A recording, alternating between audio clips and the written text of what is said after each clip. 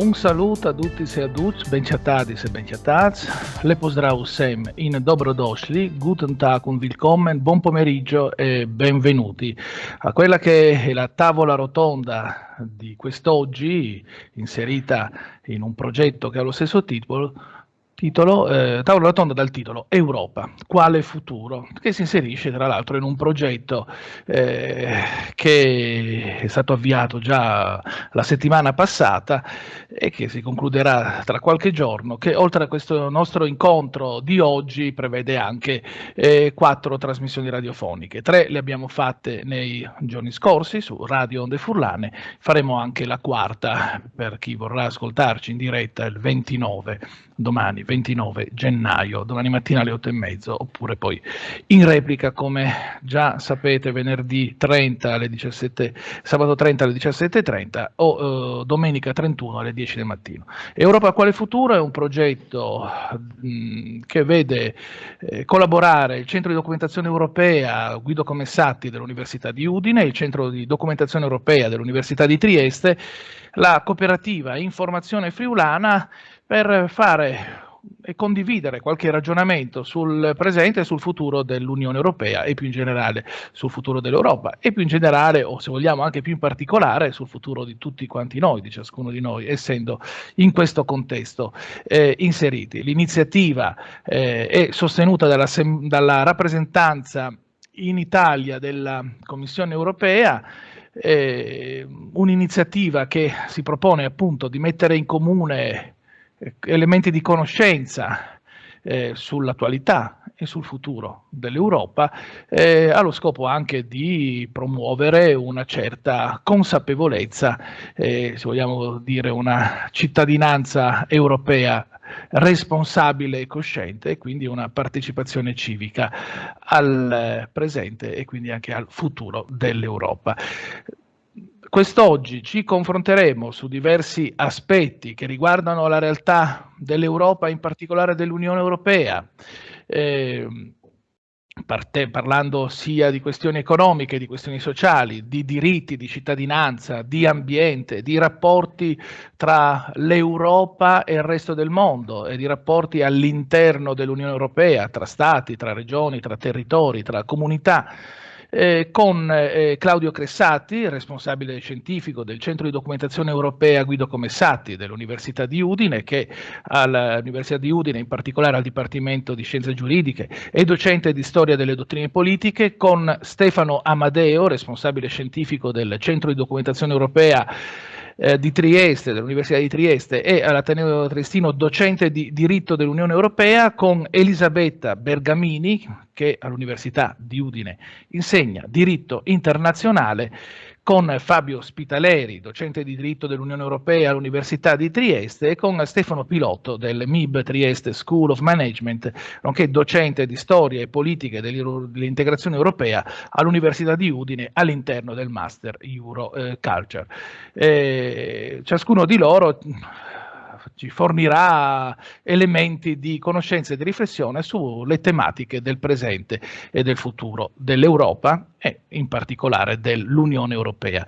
Per cominciare io cederei subito la parola a Claudio Cressati, che come responsabile scientifico del Centro di Documentazione Europea Guido Comessati dell'Università di Udine, a questo punto ha il compito di introdurre un po' i lavori e di darci qualche indicazione su, vorrei quasi dire, chi siamo, che cosa facciamo, insomma, non vorrei caricarlo di troppe responsabilità. Diciamo, sicuramente il compito di un po' introdurre i lavori di quest'oggi presentando le attività dei centri di documentazione europea e in particolare questo progetto di rete nel quale si inserisce l'iniziativa Europa quale futuro, promossa appunto dai centri di documentazione europea di Udine e di Trieste con la collaborazione della cooperativa Informazione Friulana.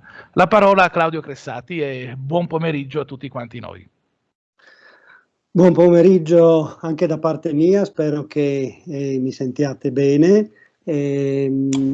Sono Claudio Cressati, responsabile scientifico del Centro di Documentazione Europea Guido Comessati dell'Università di Udine.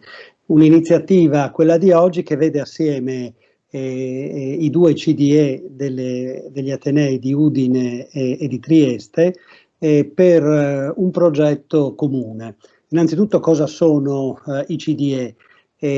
Sono dei punti di informazione e di formazione europea che esistono ormai dagli anni 60 in varie università, centri di ricerca, soggetti pubblici, in particolare nell'Unione Europea, ma ce ne sono alcuni anche fuori dall'Unione Europea, che è andato naturalmente crescendo nel corso dei decenni.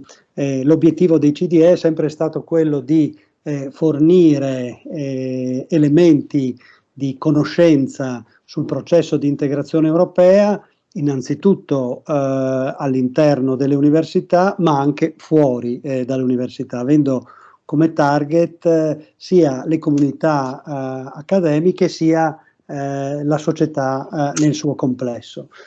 Innanzitutto fornendo appunto documentazione, fornendo informazioni, fornendo elementi di conoscenza che all'inizio chiaramente erano soprattutto di carattere cartaceo e poi progressivamente sono diventate sempre più come dire, informatizzate e telematiche.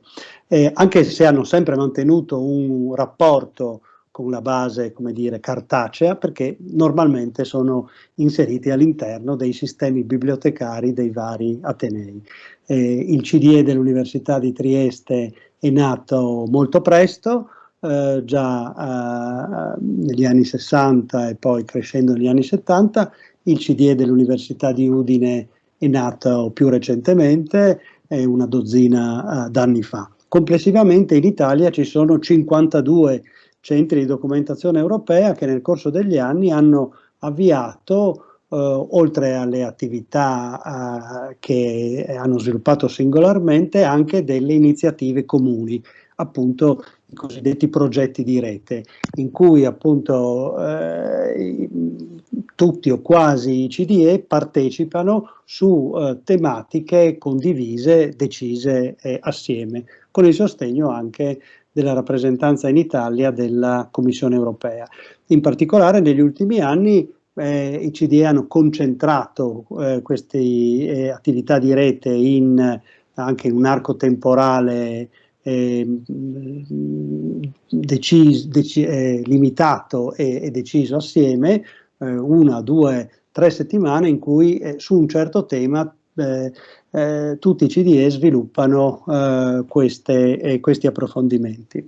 L'anno scorso i due CDE di Udine e di Trieste si erano messi assieme per appunto offrire un'iniziativa nell'ambito del 70° anniversario della dichiarazione Schuman, che ha marcato l'avvio del processo di integrazione nel 1950 e di cui appunto nel 2020 ricorreva il 70° anniversario. Purtroppo la pandemia ha reso impossibile in quella forma, in presenza e in quella data quell'iniziativa, che è stata, ma per tutti, riprogrammata appunto a gennaio 2021, avendo come obiettivo non tanto celebrare il fatto fondativo avvenuto nel passato, quanto ragionare sul futuro dell'integrazione, in particolare in connessione con il progetto di realizzare una conferenza sul futuro dell'Europa. Per questo il progetto di rete di quest'anno si chiama appunto Verso la conferenza sul futuro dell'Europa. Che cos'è questa conferenza sul futuro dell'Europa?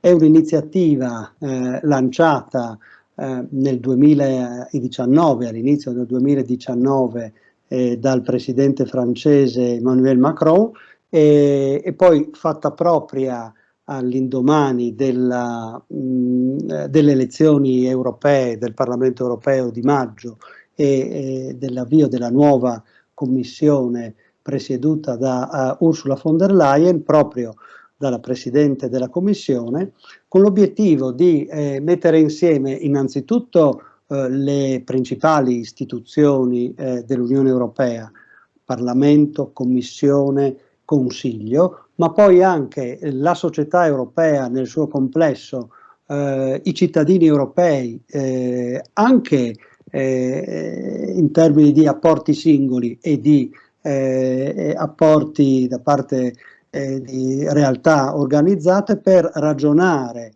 e progettare sul il futuro dell'Unione Europea sulla base di due grandi temi. Da un lato, che cosa l'Unione Europea dovrebbe fare di più e meglio rispetto a quello che sta facendo, dall'altra come poterlo fare, cioè quali modifiche anche di carattere istituzionale apportare alla struttura dell'Unione per renderla più efficiente, efficace, per usare un termine diventato di moda, più performante. E questi due aspetti, il cosa fare di nuovo, di diverso e come farlo meglio, sono naturalmente strettamente collegati. Ecco, questa conferenza, questo ciclo di riflessioni è qualcosa che non deve rimanere e non vuole rimanere su un piano puramente, come dire, teorico, astratto, ma l'obiettivo è quello di calarlo in cambiamenti, trasformazioni, riforme dell'Unione Europea, da qui alla fine di questa legislatura che si interromperà nel 2024. È chiaro che la pandemia ha da un lato arricchito, dall'altro reso più attuale questo programma. Ecco, la nostra iniziativa vuole portare un mattoncino in questa costruzione. Bene, grazie a Claudio Cressati per aver introdotto un po' i nostri lavori, in particolare per averci dato le coordinate anche concettuali in qualche maniera del nostro incontro. È intervenuto Claudio Cressati nella veste di responsabile scientifico del Centro di Documentazione Europea Guido Commessati dell'Università di Udine. Chiedo a questo punto se Stefano Amadeo vuole aggiungere ancora qualcosa nella veste in particolare di responsabile scientifico del CDE dell'Università di Trieste. Grazie mille, e non ho molto da aggiungere perché vi ringrazio anzi per la parola datami, ringrazio Claudio Cressati per le parole espresse e per le illustrazioni che ha fatto. Forse l'unica cosa che varrebbe la pena di aggiungere è che diciamo, l'attività dei CDE, Centri di Documentazione Europea, oggi è particolarmente importante per, diciamo così, la conoscenza delle attività dell'Unione Europea e del diritto anche e della politica dell'Unione Europea, in un momento in cui ci sono sia sul piano politico, diciamo così, iniziative quasi pregiudizialmente ostili all'integrazione europea, e quindi i CDE forniscono in qualche modo delle attività, se vogliamo, di contrasto oppure di informazione della cittadinanza, e in particolar modo l'attività dei CDE si focalizza negli ultimi anni, diciamo 5 anni, 6 anni, sulla formazione, anche sulla divulgazione di quello che l'Unione Europea fa presso i cittadini europei, ma anche presso i giovani, in un momento in cui le fake news o le informazioni false, deliberatamente false, o diciamo così fuorvianti, sono un poco al centro del problema della comunicazione moderna. Solo questo. Grazie mille. Grazie allora per questo ulteriore contributo che ci ha permesso di introdurre i lavori. Prima appunto di passare al primo argomento, che in realtà è un argomento di cui già negli interventi introduttivi abbiamo forse sentito traccia, non soltanto perché in generale, in particolare Claudio Cressati ha presentato un po' l'intero menù, chiamiamolo così, dell'iniziativa Europa quale futuro, ma anche perché proprio alcuni aspetti più specifici che affronteremo tra poco erano già emersi. Però prima appunto di aprire operativamente la nostra tavola rotonda mi corre l'obbligo di portare un saluto a tutti quanti voi, anche da parte della cooperativa Informazione Friulana, che è la partner anche operativa del Centro di Documentazione Europeo Guido Comensatti di Udine, del Centro di Documentazione Europea di Trieste, per questa iniziativa. La cooperativa Informazione Friulana è una società cooperativa, in particolare la società editrice di Radio Onde Furlane, esiste dal 1980, da sempre si è occupata di Friuli, di mondo e di Europa, e già da un po' di anni collabora con piacere, mi pare anche con risultati interessanti, con il Centro di Documentazione Europea Guido Comensatti dell'Ateneo Friulano, proprio in iniziative di promozione della conoscenza e diciamo anche della cittadinanza europea, come anche in questo caso. Una segnalazione, un ringraziamento va sin da subito alla documentalista del Centro di Documentazione Europea Guido Comensatti, Daniela Catalini, che segue un po' tutta l'attività del centro. Un ringraziamento io lo esprimerei anche per chi ha partecipato alle fasi precedenti del nostro progetto. Mi riferisco agli ospiti delle trasmissioni che sono state già realizzate e diffuse su Radio Onde Furlane, cioè Pier Virgilio D'Astoli, presidente del Consiglio italiano del Movimento Europeo, Lara Piccardo dell'Università di Genova, Umberto Morelli dell'Università di Torino e anche direttore della rivista di studi europei e internazionali De Europa, e Fabio Masini dell'Università di Roma 3, nonché condirettore di Euractiv Italia, che hanno anche fornito nei giorni scorsi, intervenendo su Radio Onde Furlane, interessanti contenuti su argomenti che affronteremo proprio più diffusamente in occasione di questa tavola rotonda. Tavola rotonda che, come dicevo, parte da due questioni che ci permettono di ragionare in prospettiva futura, ma sono molto collegate al presente, sono molto legate alla realtà proprio di oggi e in parte anche, diciamo così, dei giorni scorsi. Se noi, come ricordava Claudio Cressati, ci troviamo qui oggi e non abbiamo potuto trovarci dal vivo in una sala dell'università per fare la nostra tavola rotonda, se ci troviamo adesso a parlare del futuro dell'Europa, ma non abbiamo potuto un po' di mesi fa parlare di un momento importante della storia dell'integrazione europea, e come è noto a tutti quanti noi, per effetto della pandemia che è ancora in corso e che ha costretto tutti quanti noi a cambiare una serie di paradigmi, probabilmente anche della nostra vita quotidiana, e che sicuramente è stato ed è qualcosa che ha condizionato anche la stessa condotta delle istituzioni europee, delle istituzioni dell'Unione Europea. In particolare io vorrei proprio partire da questo dato di fatto, vedere insieme ai nostri relatori come l'Unione Europea si è comportata, che ruolo ha avuto in questo periodo, in questa situazione, in questa congiuntura particolare, con riferimento sia all'ambito strettamente sanitario, rispetto al quale tra l'altro l'Unione Europea non dispone di particolari competenze, e in realtà anche con riferimento a una azione che è più di prospettiva, e mi riferisco in particolare al Next Generation EU, questa iniziativa che rappresenta, almeno questa è l'impressione che in molti hanno avuto, anche un cambiamento di paradigma da parte dell'Unione Europea stessa. Quindi abbiamo una questione planetaria e quindi europea, una questione che viene fronteggiata e nell'immediato e in prospettiva con alcuni strumenti, e forse anche con alcuni strumenti che potrebbero essere ulteriormente sviluppati nel futuro. Una situazione di crisi che, come diceva Jean Monnet probabilmente potrebbe aiutare l'Europa a crescere, perché il processo di integrazione europea ha trovato molto spesso e trova nelle situazioni di crisi forse anche energie per rilanciarsi, per ripartire e per svilupparsi meglio. Per quanto riguarda il ruolo dell'Unione Europea nella particolare situazione di pandemia che ormai viviamo da circa un anno, io cederei la parola a Fabio Spitaleri dell'Università di Trieste.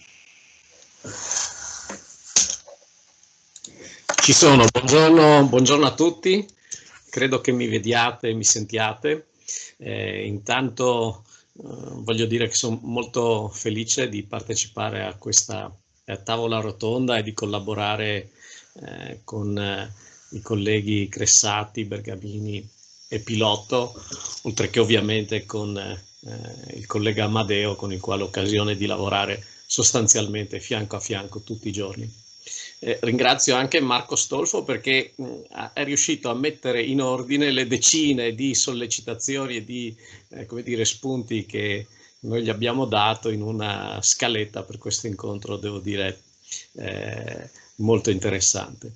E mi riattacco proprio dall'ultima citazione che veniva fatta, cioè la nota frase di Jean Monnet secondo cui l'Unione Europea sarà la somma delle risposte che l'Unione stessa saprà dare ai momenti di crisi.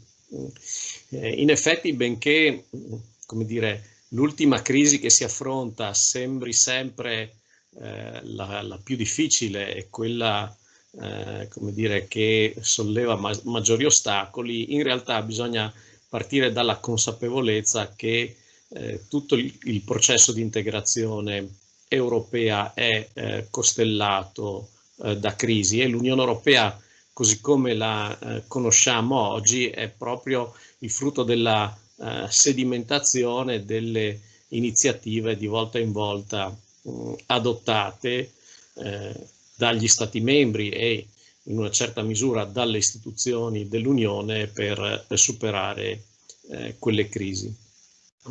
Ovviamente, siccome i punti che vogliamo affrontare sono molti, cercherò giusto di dare alcuni spunti di riflessione, ma vorrei anche trasmettervi quella che è l'idea che io sto maturando, e cioè che forse per la prima volta nella storia del processo di integrazione europea l'Unione Europea e i suoi Stati membri si fanno trovare preparati per affrontare una crisi di questa portata del tutto inedita.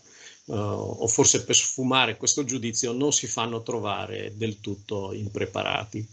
In buona sostanza le istituzioni dell'Unione Europea stanno dimostrando di essere più forti, e anche tutte le istituzioni di natura finanziaria che nel tempo sono state costruite hanno consentito di dare una risposta o un avvio di risposta a una situazione molto, molto complicata.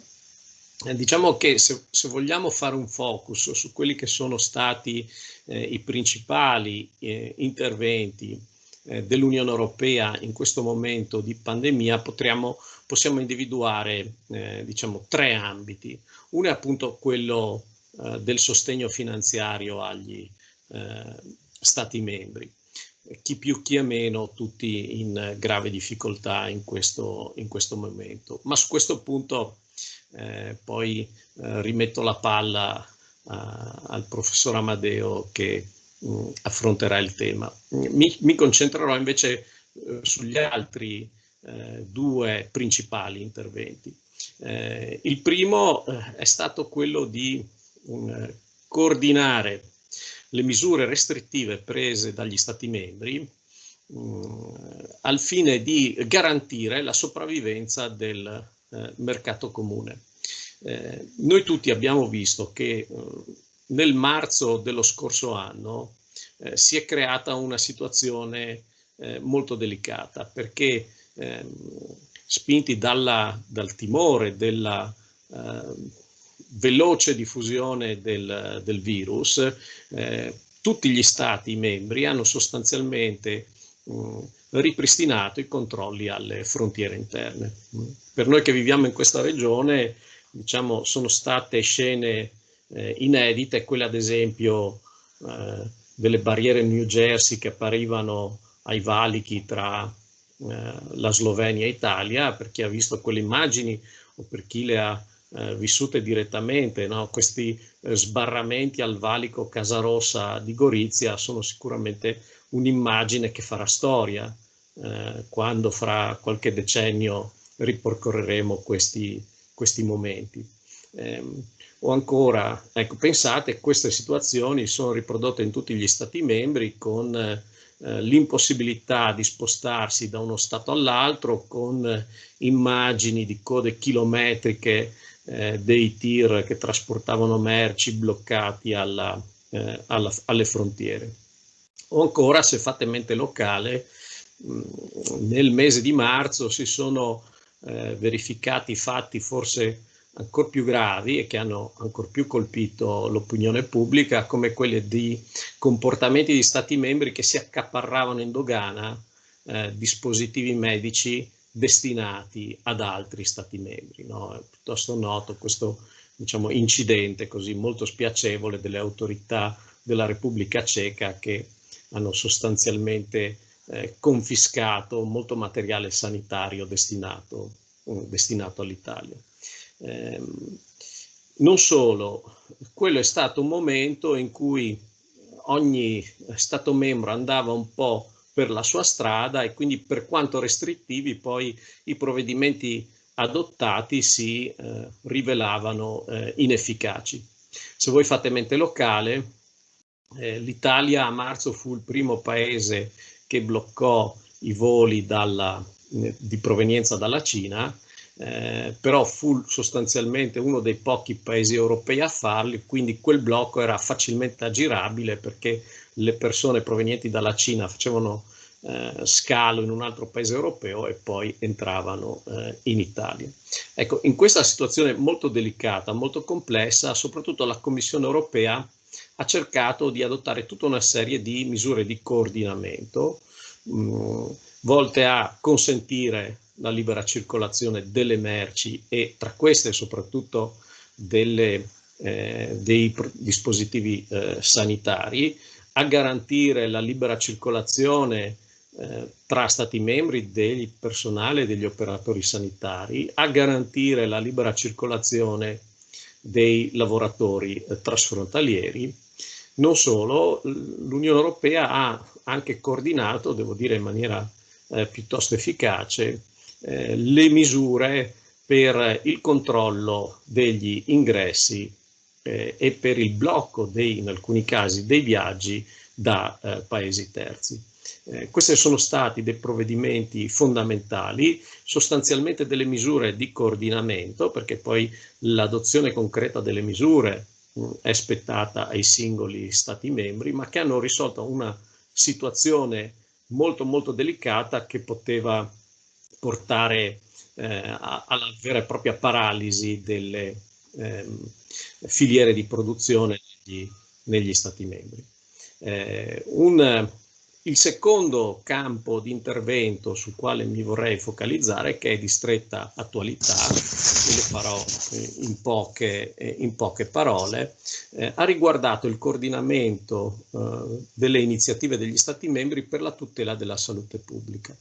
E tra queste diverse misure vorrei in particolare ricordarvi quelle che oggi sono un po' sulla bocca di tutti, cioè l'acquisto coordinato di vaccini. Su questo la Commissione europea, devo dire anche qui in maniera molto efficace, sia pure con molte difficoltà che vediamo in questi giorni, ha adottato un approccio centralizzato che è consistito nel concludere degli accordi di acquisto preliminare con le case farmaceutiche. Degli accordi molto importanti questi, perché, come dire, non sono solo accordi diretti al coordinamento degli acquisti di vaccini, ma sono anche degli accordi nei quali sono stati previsti dei finanziamenti a favore di alcune case farmaceutiche che, alla luce di alcune valutazioni tecniche, sembravano quelle più capaci di sviluppare in tempi certi dei vaccini contro il Covid-19 e l'esborso economico complessivo per questo sostegno alle case farmaceutiche è stato significativo, quasi 3 miliardi, 2,7 miliardi di euro stanziati dall'Unione Europea. Perché è importante, è stato in questo momento è fondamentale questo approccio coordinato, almeno per 4 ragioni. La prima è per evitare una concorrenza tra i singoli Stati membri. Sarebbe stato disastroso se i singoli Stati membri avessero avviato una corsa a chi si accaparrava per primo il vaccino. Probabilmente l'integrazione europea sarebbe esplosa di fronte a una competizione di questo tipo su un tema così importante. Ma ancora questo approccio coordinato è stato fondamentale per far fronte al potere contrattuale delle case farmaceutiche.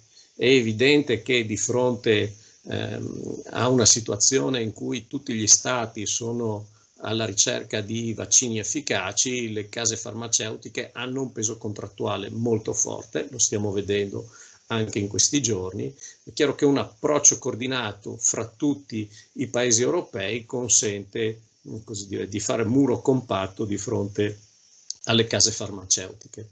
Non solo, questo approccio coordinato permette anche di fronteggiare una competizione globale che c'è in questo momento.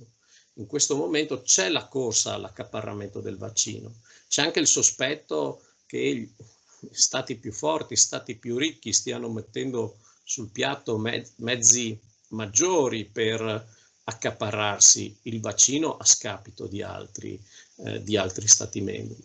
Anche qui un approccio coordinato a livello europeo sicuramente consente di avere un peso a livello globale molto maggiore rispetto al peso sostanzialmente ininfluente che avrebbero avuto i singoli stati membri, anche quelli di dimensioni maggiori.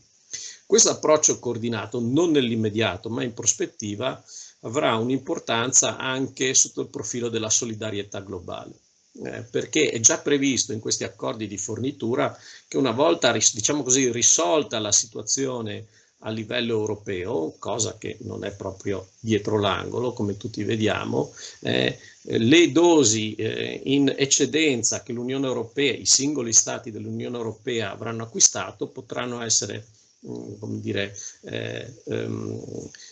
inviati, sottoposti ai paesi terzi con maggiori difficoltà economiche.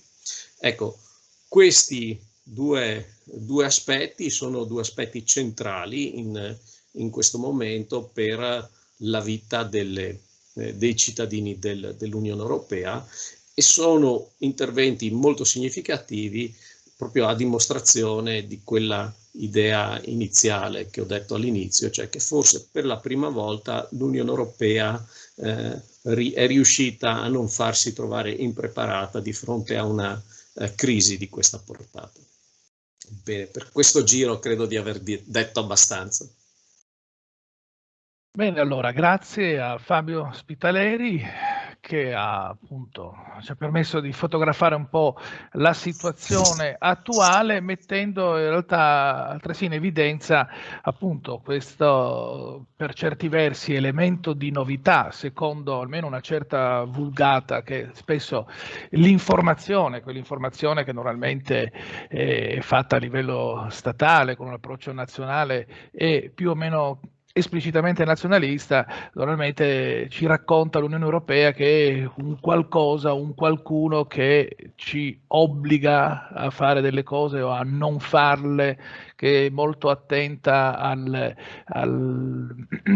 spesa, all'equilibrio, agli equilibri contabili, e che magari è poco attenta alle necessità sociali. In questo caso sembra che appunto non sia successo questo, ma anzi anche chi spesso ha un atteggiamento euroscettico ha trovato argomenti per approcciarsi positivamente all'Unione Europea. Questo emerge anche in alcuni sondaggi, alcune rilevazioni che sono state fatte. In particolare, con il riferimento all'emergenza, ma fin dal nome anche con una prospettiva futura, al di là di quanto è già stato raccontato poc'anzi da Fabio Spitaleri, a livello di Unione Europea c'è stato un intervento che si propone di appunto mettere in pratica forse la famosa frase di Jean Monnet: da questa situazione di crisi trovare degli strumenti per rilanciare e per favorire lo sviluppo, favorire le condizioni delle prossime generazioni.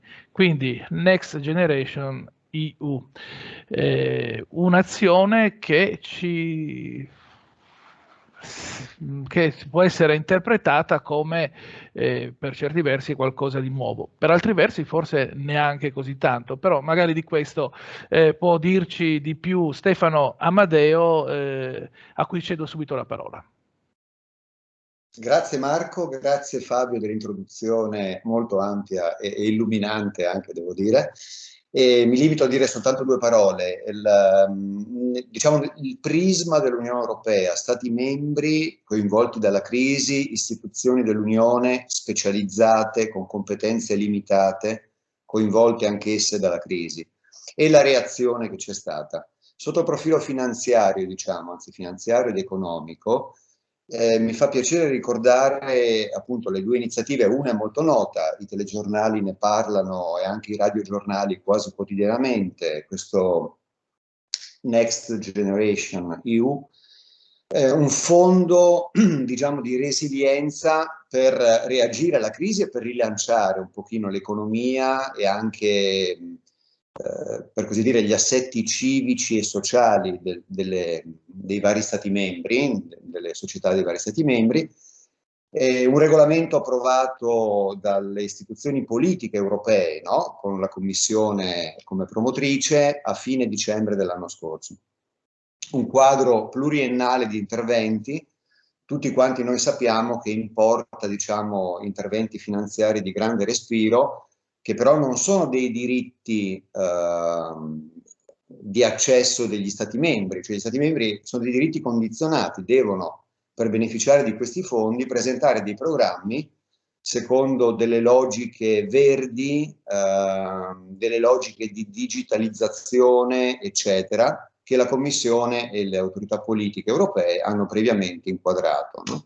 Quindi una sorta di rinascita finanziaria ed economica, ma condizionata a delle linee guida europee.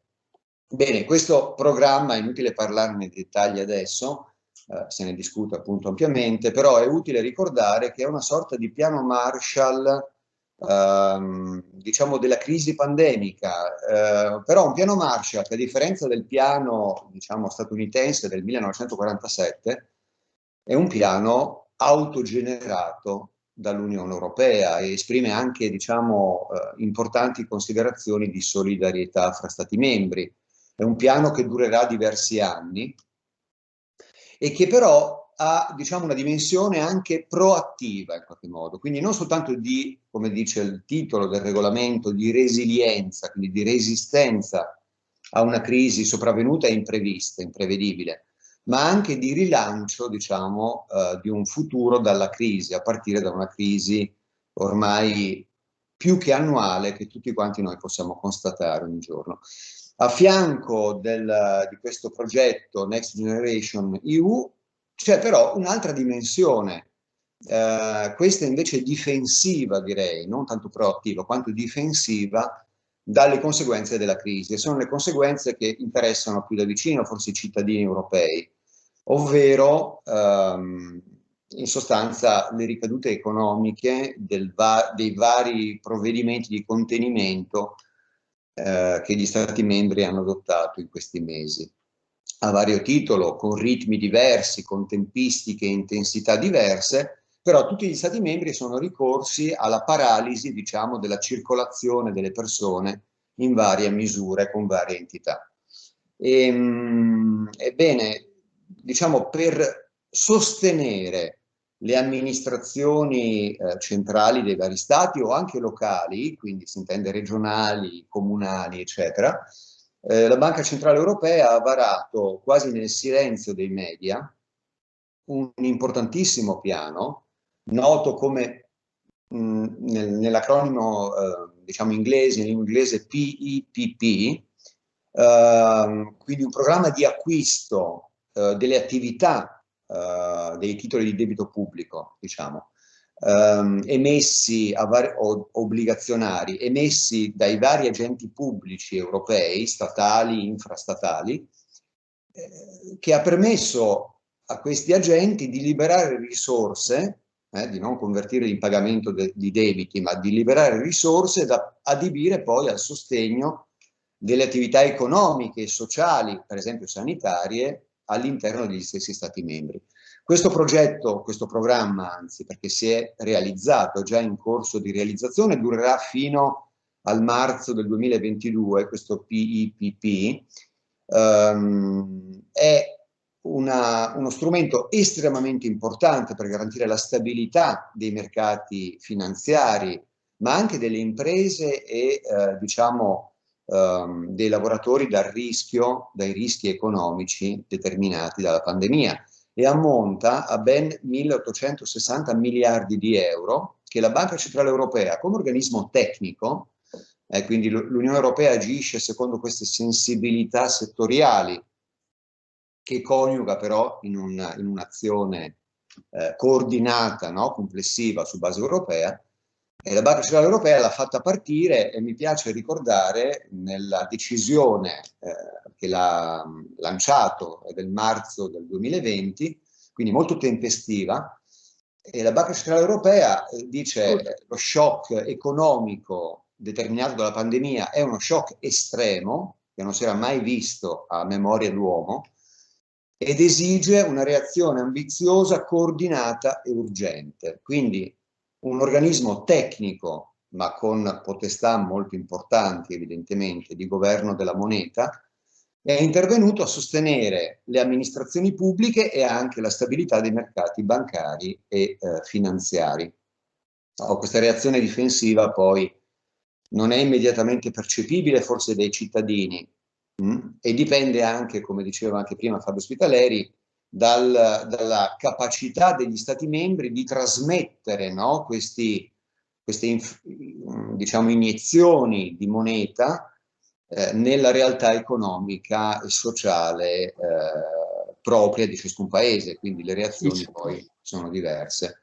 Però è interessante appunto vedere come questo progetto di solidarietà parte sia dalla dimensione politica, Next Generation, a cui presiedono sostanzialmente gli Stati membri del Consiglio e il Parlamento europeo, ma dall'altro anche da organismi tecnici che nel silenzio dei loro uffici di Francoforte, diciamo, permettono di combattere efficacemente questi momenti di estrema crisi a cui siamo confrontati. E io mi fermerei qui e lascio la parola naturalmente a Marco. Bene, grazie, perché appunto è stato ricordata un po' quello che è successo e quello che sta succedendo, che nell'opinione pubblica ha trasformato per certi versi, come dicevo già prima, quell'immagine, permettetemi di dirlo, dell'Unione Europea come la strega cattiva o la maestra della penna rossa, sempre attenta ai conti e alle questioni finanziarie, trasformarsi quasi, se voi ascoltate i telegiornali di questi giorni, quasi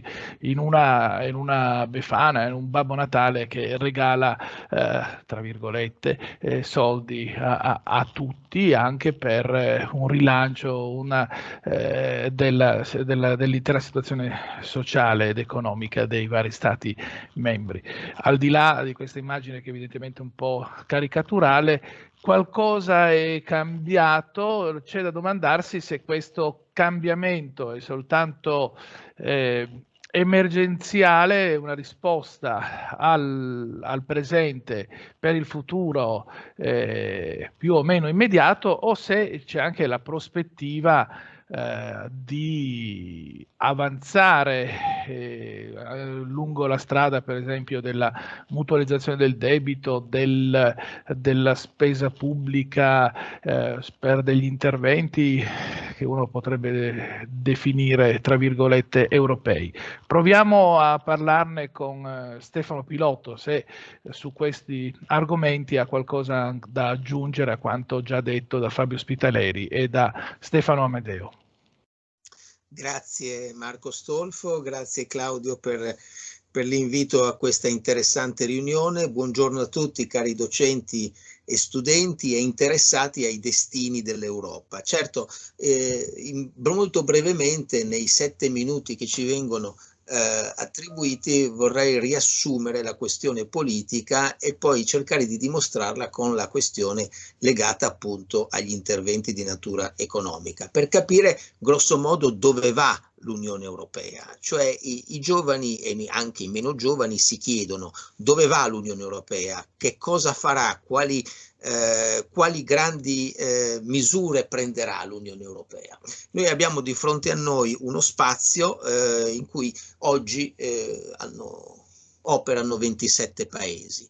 Uno degli aspetti che probabilmente toccheremo più tardi è quello della Brexit, cioè dell'uscita di uno dei grandi paesi, delle più importanti economie del mondo, dall'Unione Europea, cioè il Regno Unito di Gran Bretagna e Irlanda del Nord. Ma un anno fa ancora non si vedevano i segni del disastro che si sarebbe abbattuto ovviamente sul nostro pianeta e quindi sul nostro continente. E se voi avete letto gli estratti appunto o il discorso intero che Ursula von der Leyen ha pronunciato 3 giorni fa al Forum economico di Davos, vedrete che riprende proprio questo. Ha detto: un anno fa venni qui a parlare e parlavamo dei 2 grandi pilastri. Quali erano i 2 grandi pilastri? I 2 grandi pilastri del bilancio, del piano di bilancio dell'Unione Europea, erano concentrati sul cosiddetto Green Deal, cioè sull'accordo verde, e sulla prospettiva della digitalizzazione, cioè del consolidamento della struttura digitale del nostro continente per affrontare le grandi sfide della conoscenza del futuro. Ma non si pensava che ovviamente la pandemia avrebbe poi dovuto imporre tutta una serie di misure, e queste misure, come abbiamo visto, sono state evocate. Ve le faccio vedere solo per riassumerle, ma abbiamo visto che l'Unione Europea ha cercato di reagire, forse non ha reagito così tempestivamente come avrebbe dovuto, ha tardato qualche settimana a prendere in mano un po' la situazione, però poi, come è stato evocato dal professor Amadeo, al professor Spitaleri, che saluto e ringrazio, ha preso delle decisioni, cioè ha adottato gli strumenti. Uno strumento per far fronte ad esempio al problema della disoccupazione nelle aziende, poiché l'enorme diminuzione di attività economica ha causato o causerà certamente un problema di disoccupazione. Le aziende metteranno alla porta alcuni lavoratori poiché non ne hanno bisogno, visto che si lavora molto meno in questi mesi. E il SURE, erano 100 miliardi di euro, furono messi sul tavolo proprio per cercare di sostenere il problema della disoccupazione e per alleviare i disagi di natura sociale. Inoltre sono stati evocati forse i prestiti che la Banca Europea per gli Investimenti ha erogato proprio per cercare di sostenere le imprese in difficoltà, 200 miliardi di euro che i paesi avrebbero dovuto utilizzare per cercare di sostenere le aziende, per evitare il fallimento di molte aziende.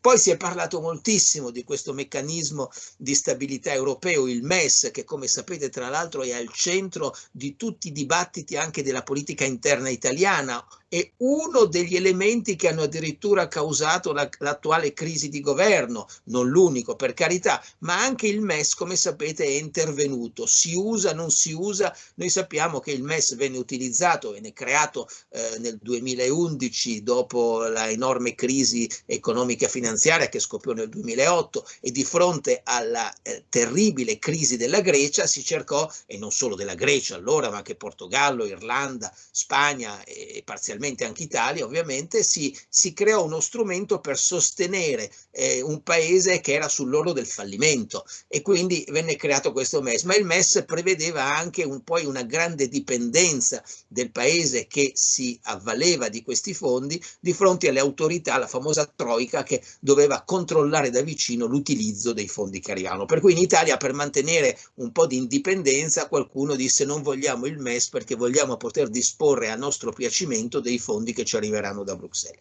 E poi, come è stato evocato, il Recovery Fund. Il Recovery Fund è un enorme cambiamento, perché il Recovery Fund rappresenta per la prima volta il desiderio dei paesi dell'Unione Europea di indebitarsi, mentre i fondi che venivano stabiliti prima e che rientravano anche nell'ambito del bilancio europeo erano fondi che venivano accumulati sulla base del contributo che ogni paese dà all'Unione Europea. I giovani devono pensare che l'Unione Europea è come se fosse un'associazione in cui tutti i soci pagano una tassa di iscrizione annuale, e con il volume delle risorse che vengono accumulate poi si interviene, questi soldi vengono poi spesi. E se noi andiamo a vedere appunto un articolo che il Corriere della Sera aveva pubblicato qualche mese fa per chiarire in qualche modo riassumere la questione, noi sappiamo che adesso è stato messo sul piatto un bilancio dell'Unione Europea, che sarà un bilancio che dura per 7 anni, dal 2021 al 8 anni, dal 2021 al 2027, lo vediamo qua, che arriva alla bellezza di 1.074 miliardi di euro. A questo si aggiungono i 750 miliardi del Recovery Fund. Mentre questi 1.074 miliardi sono i soldi che vengono accumulati in base ai contributi dei paesi, i 750 miliardi, come ha spiegato il professor Amadeo, verranno accumulati sulla base di prestiti, cioè l'Unione Europea si esporrà sul mercato finanziario, sui mercati finanziari del mondo, per portare a casa la bellezza di 750 miliardi di euro per intervenire appunto di fronte all'emergenza sanitaria.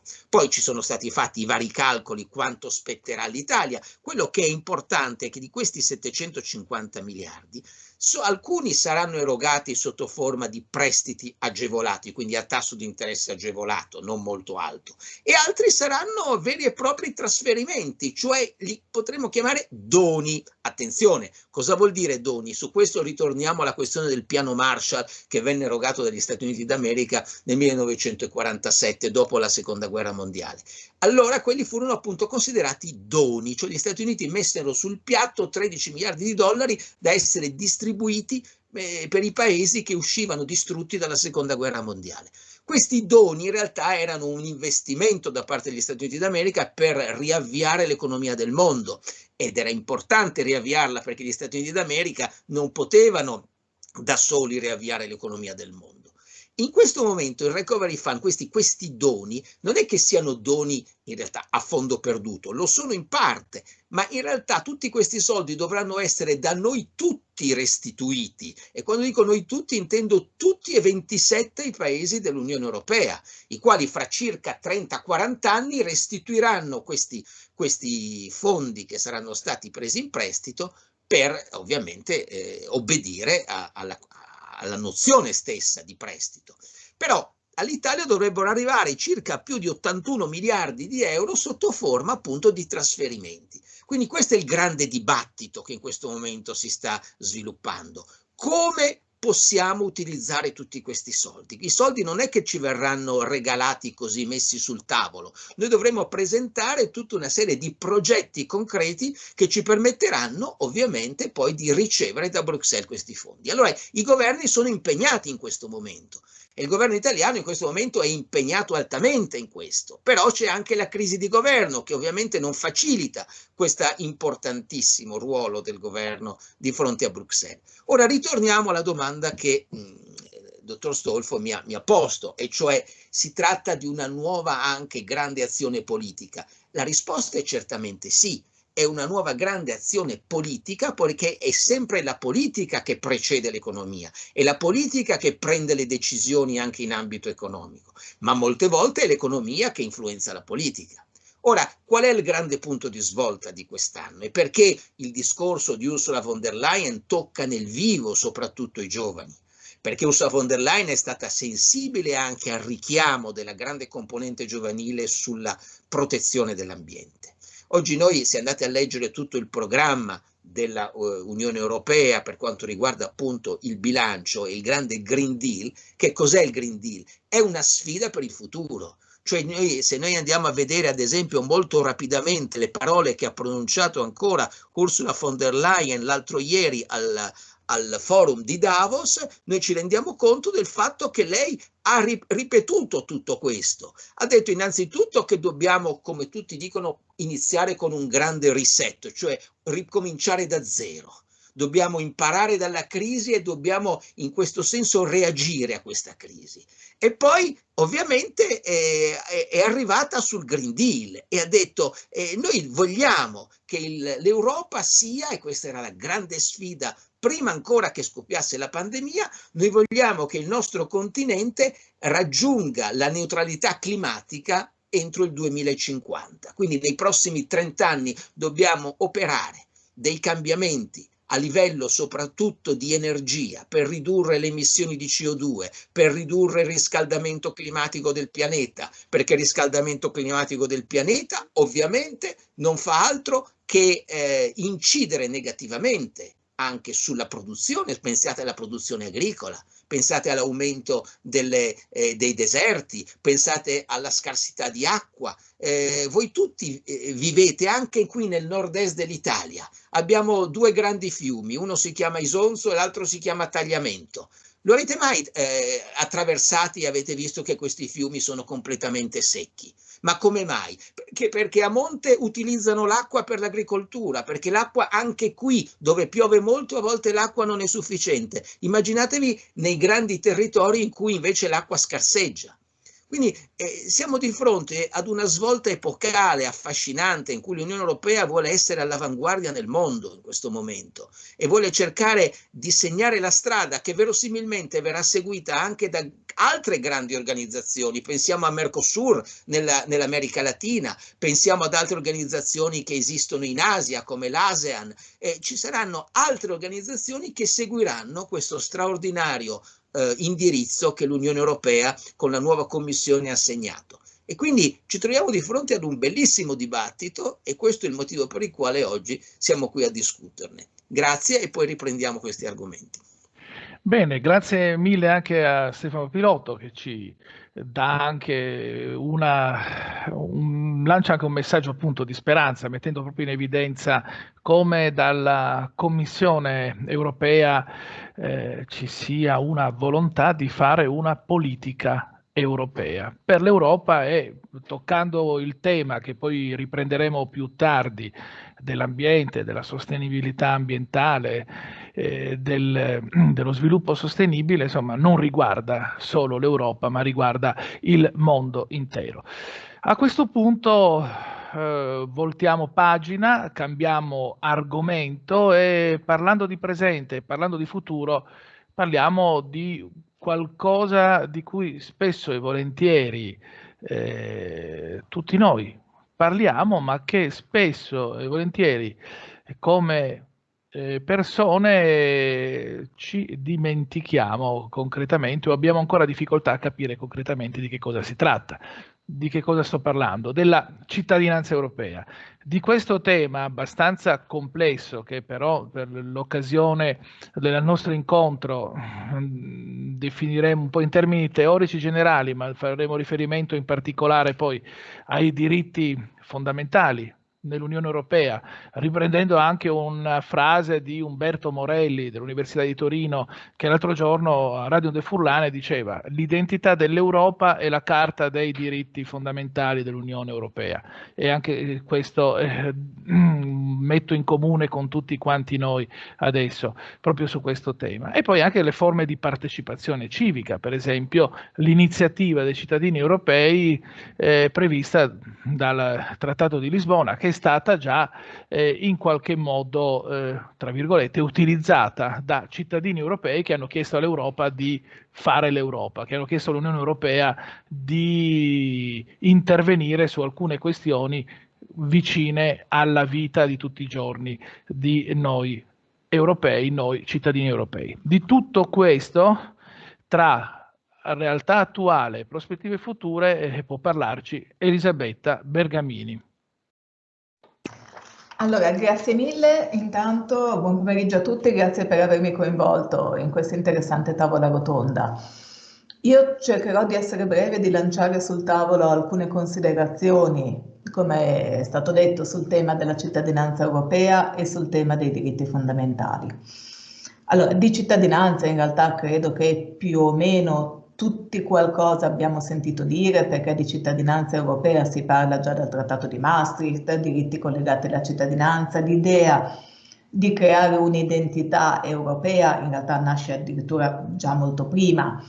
Certo che un po' questa cittadinanza sta diventando qualcosa di non pienamente utilizzato in maniera consapevole, non così conosciuto, non così sfruttato in maniera corretta, qualche volta anche un po' abusato, perché se noi pensiamo che ci sono degli stati membri dell'Unione Europea che in realtà hanno creato dei programmi di citizenship by investment, quindi con i quali loro conferiscono la cittadinanza del singolo Stato e conseguentemente quindi dell'Unione Europea, con tutti i vantaggi che ne conseguono, a quelli che fanno investimenti nel paese, e parlo di ovviamente tendenzialmente stati minori come Cipro, che poi ha concluso il programma, ma Malta ancora il programma aperto e tutto, ci rendiamo conto che quindi questa idea della cittadinanza europea che si dà dei diritti può anche prestarsi a degli abusi. Quindi l'investitore straniero che investe in uno Stato membro per avere la cittadinanza di quello Stato e conseguentemente la cittadinanza dell'Unione Europea. Perché? Perché la cittadinanza dell'Unione Europea per il soggetto di Stato terzo, investitore rilevante, ovviamente ha un valore aggiunto, la libera circolazione, tutte quelle che sono i divieti di discriminazione collegati alla cittadinanza, ma questa evidentemente è una interpretazione del concetto di cittadinanza ai limiti dell'abuso. Quello che noi invece dobbiamo valorizzare, quello che deve essere valorizzato per il futuro dell'Europa è il lato invece corretto dell'esercizio dei diritti di cittadinanza e sempre di più andare a colmare quel deficit democratico che da sempre è stato una delle grandi critiche che sono state effettuate all'Unione Europea. Allora, se noi andiamo a vedere, ad esempio, le dichiarazioni comuni che sono state fatte recentemente, pubblicate proprio nella Gazzetta Ufficiale del 18 gennaio 2021, da parte di Parlamento Europeo, Consiglio dell'Unione Europea e Commissione Europea, che indicano le priorità legislative dell'Unione Europea per il 2021, noi vediamo che fra queste priorità viene ribadito, perché non è niente poi di particolarmente nuovo, ma deve essere sicuramente rafforzato, l'impegno a dialogare con i cittadini perché abbiano più voce in capitolo sul futuro dell'Europa, anche tramite quella conferenza che, come si è detto prima, per le note ragioni collegate anche alla pandemia e alle altre priorità, è stato un attimo messa da parte. Quindi le istituzioni però si impegnano a lavorare per un'Europa che favorisca le voci dei cittadini e per un'Europa che sia libera dalle discriminazioni con pari diritti e pari opportunità.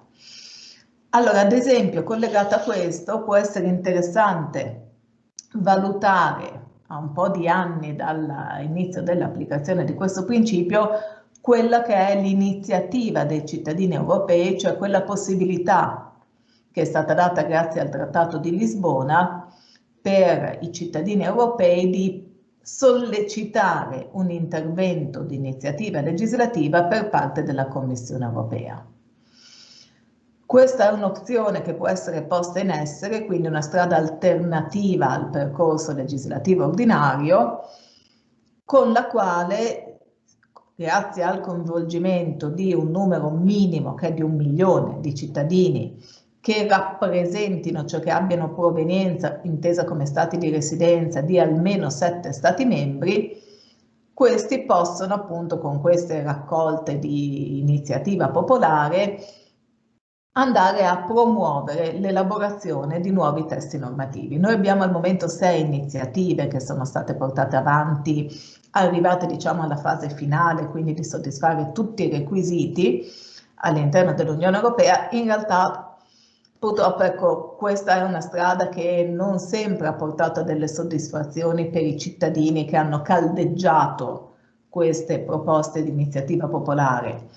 Noi abbiamo proprio in questi giorni è entrata in vigore una direttiva che è stata elaborata grazie ad uno di questi progetti, che era il progetto Right to Water.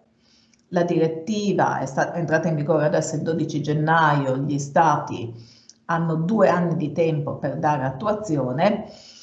In realtà gli stessi promotori del progetto non sono particolarmente soddisfatti dell'esito, perché la direttiva ha di fatto sì modificato il quadro normativo precedente, quindi è una riformulazione di una precedente direttiva pensata per l'acqua destinata al consumo umano come diritto fondamentale, ma nello stabilire sì dei principi in linea con quelle che erano state le richieste, c'è chi ritiene che sia ancora molto prudente, cioè non sufficientemente rispettosa di questo diritto all'acqua che invece veniva caldeggiato nell'iniziativa. E in realtà ecco, quello che vediamo è che queste proposte di legge che sono fatte con l'iniziativa dei cittadini europei sono molto spesso basate sulla tutela dei diritti fondamentali, ma spesso raggiungono dei risultati non così forse promettenti per quello che erano le aspettative dei cittadini. È proprio sempre di questi giorni la risposta della Commissione europea ad un'altra proposta di legge di iniziativa popolare che è il cosiddetto Minority Safe Pack, quindi una proposta di intervenire con un quadro normativo nuovo a tutela delle minoranze. E in realtà la Commissione europea ha risposto a questa richiesta affermando che il quadro normativo già esistente in tema di tutela delle minoranze è sufficiente a garantire un corretto rispetto dei diritti, il che evidentemente non è condiviso dai fautori di questa proposta, perché la proposta era proprio pensata invece nel senso di dire il quadro normativo esistente non è sufficiente, non basta attuarlo come dice la Commissione europea, ma bisognerebbe raggiungere dei risultati più rilevanti, tanto che si chiedeva una nuova proposta alla Commissione in questo settore, proposta che invece sembra che la Commissione europea non intenda procedere a presentare. Quindi questo per dire che quest'idea di queste proposte di leggi di iniziativa dei cittadini purtroppo non sempre raggiungono i risultati sperati. Allora che cosa possiamo dire però? Che, come giustamente diceva prima Marco Astolfo, noi abbiamo la Carta dei diritti fondamentali, quindi i diritti, in realtà effettivamente uno strumento per raggiungerli, per tutelarli, per garantirli, noi lo abbiamo all'interno dell'Unione Europea. Però ricordiamoci anche una cosa, che il Trattato di Lisbona prevedeva 2 pilastri, possiamo dire, in tema di diritti fondamentali, che erano l'attribuzione di un valore giuridico vincolante alla Carta, da un lato, e questo è stato evidentemente raggiunto, e l'adesione dell'Unione Europea alla Convenzione Europea dei diritti dell'uomo dall'altro. Allora, se è vero che appunto il primo obiettivo è stato raggiunto, il secondo obiettivo è ancora in sospeso.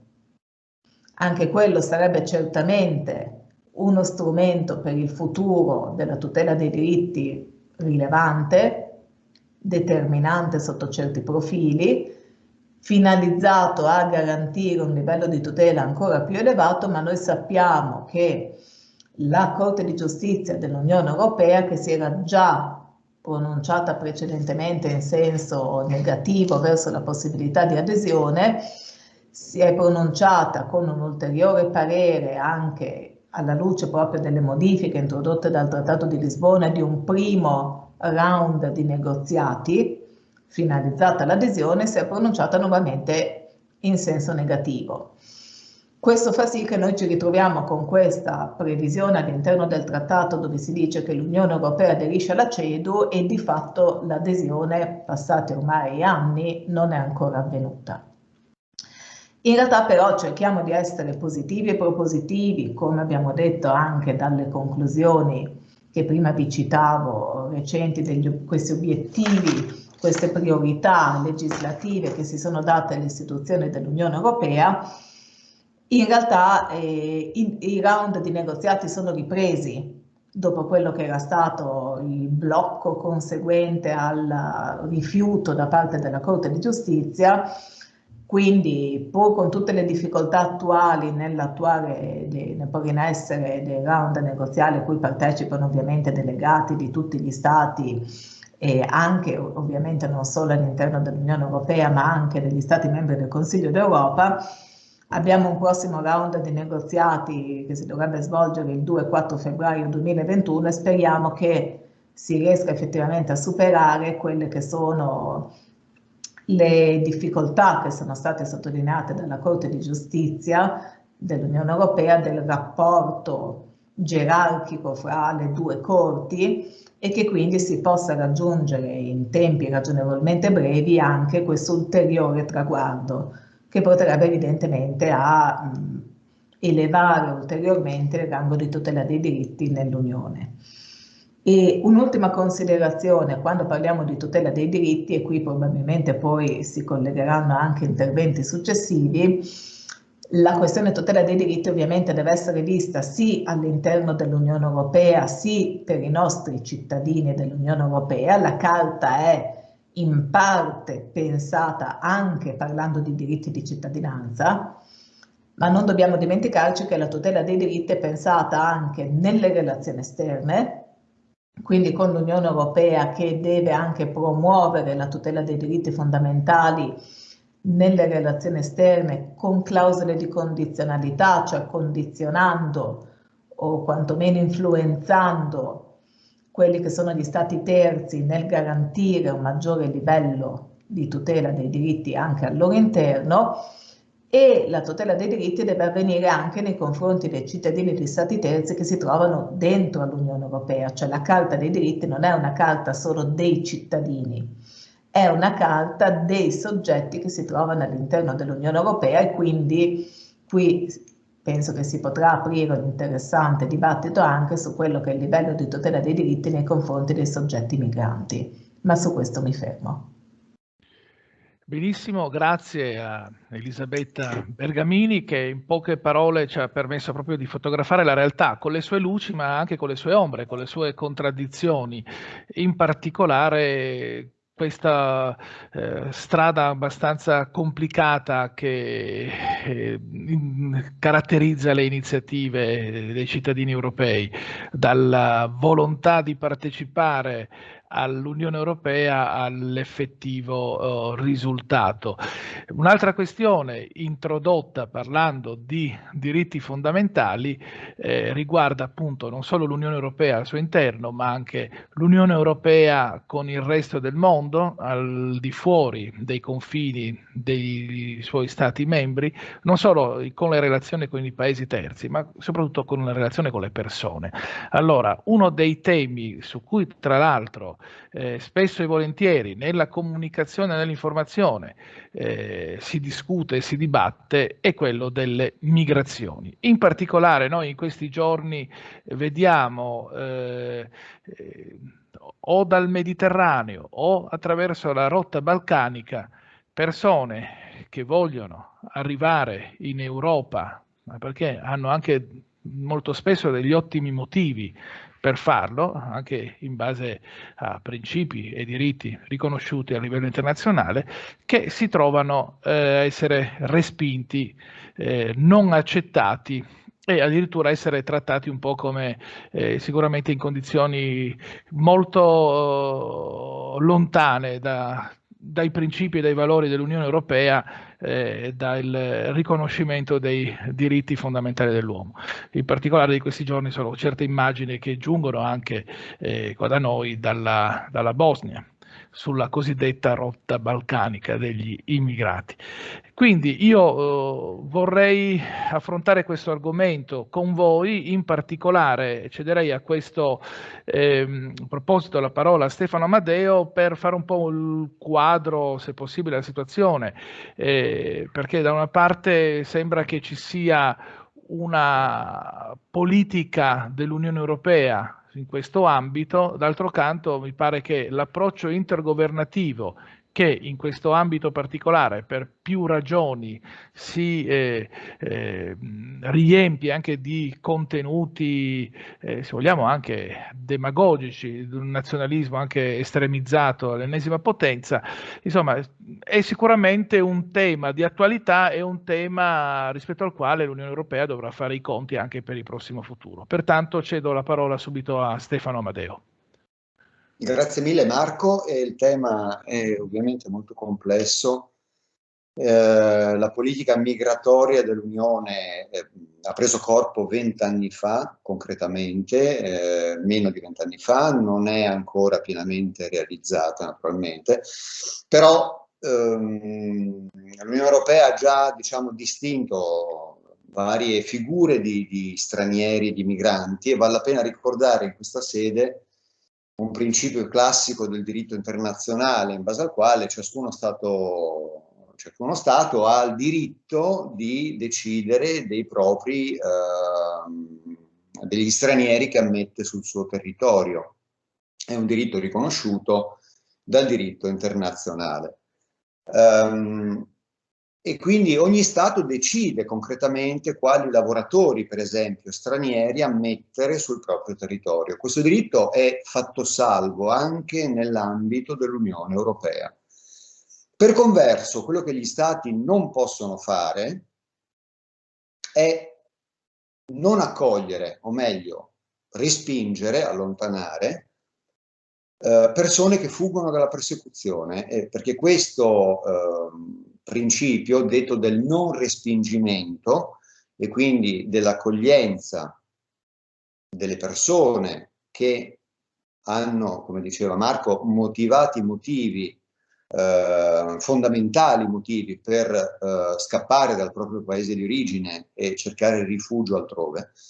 Ecco, quello che gli Stati membri non possono fare è appunto allontanare coloro che cercano asilo o, come si dice sul piano del diritto europeo, che cercano protezione internazionale in Europa, in uno dei paesi dell'Unione Europea.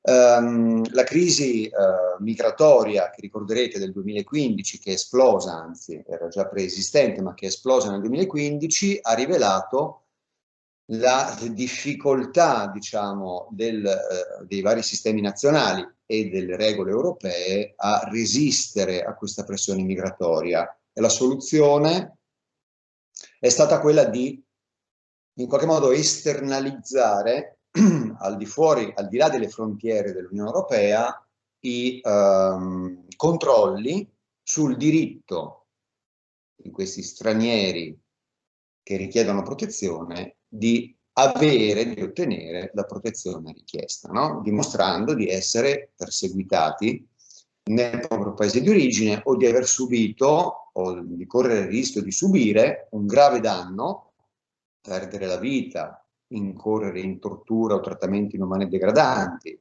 e cose di questo tipo, cose gravissime di questo tipo, una volta qualora non accolti. Esternalizzare quindi i controlli, esternalizzarli in paesi terzi all'Unione Europea o comunque, diciamo, nei paesi, per così dire, periferici della stessa Unione. Perché, vedete, il diritto dell'Unione Europea cerca di coniugare due esigenze che sono assai difficilmente coniugabili in concreto, quindi l'esigenza di sicurezza delle frontiere rispetto a flussi migratori incontrollabili e, in base a quello che vi dicevo, non giustificati, i migranti cosiddetti economici, e qui bisognerebbe aprire una parentesi, ma non è il caso di farlo, e invece i migranti che richiedono protezione, che devono essere, se il loro titolo è effettivo, ammessi in uno degli Stati membri dell'Unione Europea. Quindi in questa tensione fra esercizio di un diritto, quello di ammettere o meno gli stranieri, e esecuzione di un obbligo internazionale che deriva dalla Convenzione di Ginevra, la Convenzione del 1951, no? Sullo status dei rifugiati, che non a caso è stata conclusa a Ginevra nell'aftermath della Seconda Guerra Mondiale, quando i rifugiati erano per lo più, rifugiati sfollati erano per lo più europei. Il bilanciamento è difficile, bisogna trovare un punto di equilibrio, e questo punto di equilibrio è realizzato dal diritto dell'Unione attraverso vari strumenti, fra cui, non è qua il caso di richiamarli, ma insomma sono diversi strumenti, diverse direttive e almeno 2 regolamenti, fra cui la direttiva procedure e la direttiva accoglienza, e poi la direttiva, anzi il regolamento Dublino, quello che permette di determinare quale Stato, fra quelli appartenenti all'area Dublino, deve accollarsi l'accoglienza dello straniero titolare di un diritto di asilo.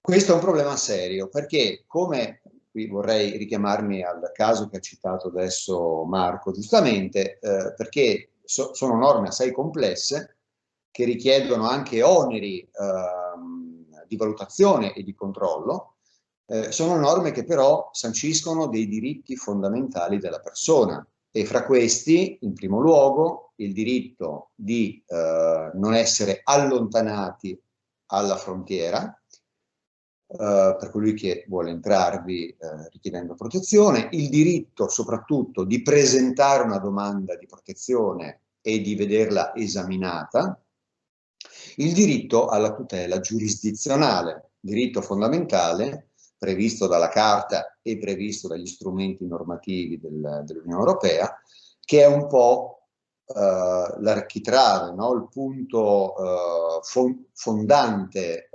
l'effettività dei diritti a cui ho fatto riferimento.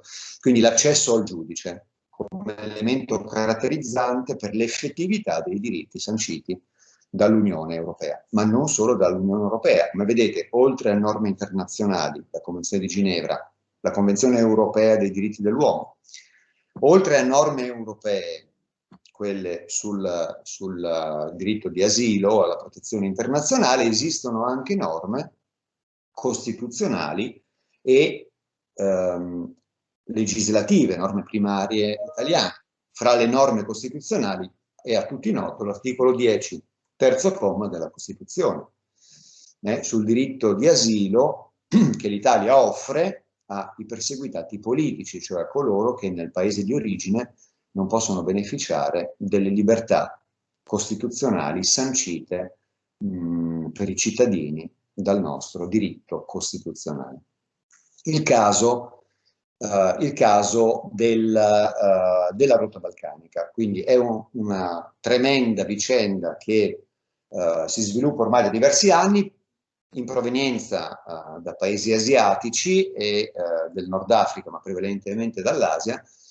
Molte persone che fuggono dalla persecuzione, ma anche che cercano migliori occasioni di vita, cioè migranti economici, sono i cosiddetti flussi misti, si riversano lungo questa rotta che corre appunto lungo la via della Grecia, della Macedonia e poi ancora della Bosnia-Herzegovina, e su a salire verso la Croazia e poi la Slovenia, per accedere all'Europa, per arrivare in Europa, alla frontiera europea, dove poter presentare una domanda di asilo. Ovviamente Croazia e Slovenia sono paesi europei da parecchi anni e sono quindi tenuti ad applicare le regole di cui si discuteva sopra, quindi il diritto di presentare, per esempio, una domanda di asilo.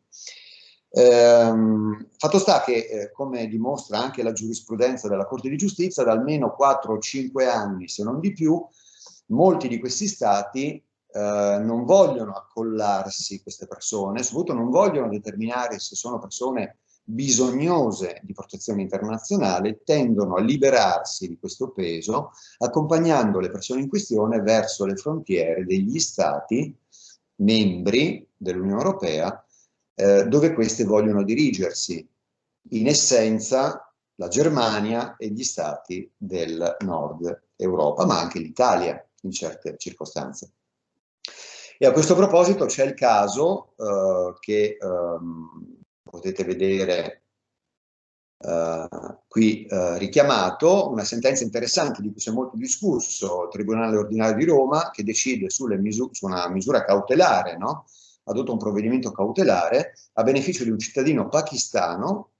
È un caso quasi di scuola, ma terribile. Un cittadino pakistano che è fuggito dal suo proprio paese, è arrivato sulla rotta balcanica, è pervenuto attraverso vicende, una piccola odissea personale, ma terribile, è pervenuto alla frontiera italiana, quindi attraversando la Croazia e la Slovenia, e è stato poi nel luglio dell'anno scorso restituito alle autorità slovene e poi da queste alle autorità croate, ed ha terminato, diciamo, la sua epopea momentaneamente in un campo, anzi neppure, è stato abbandonato, diciamo, in territorio bosniaco, perché il campo profughi o sfollati bosniaco era già esaurito, quindi abbandonato a se stesso, dopo aver subito anche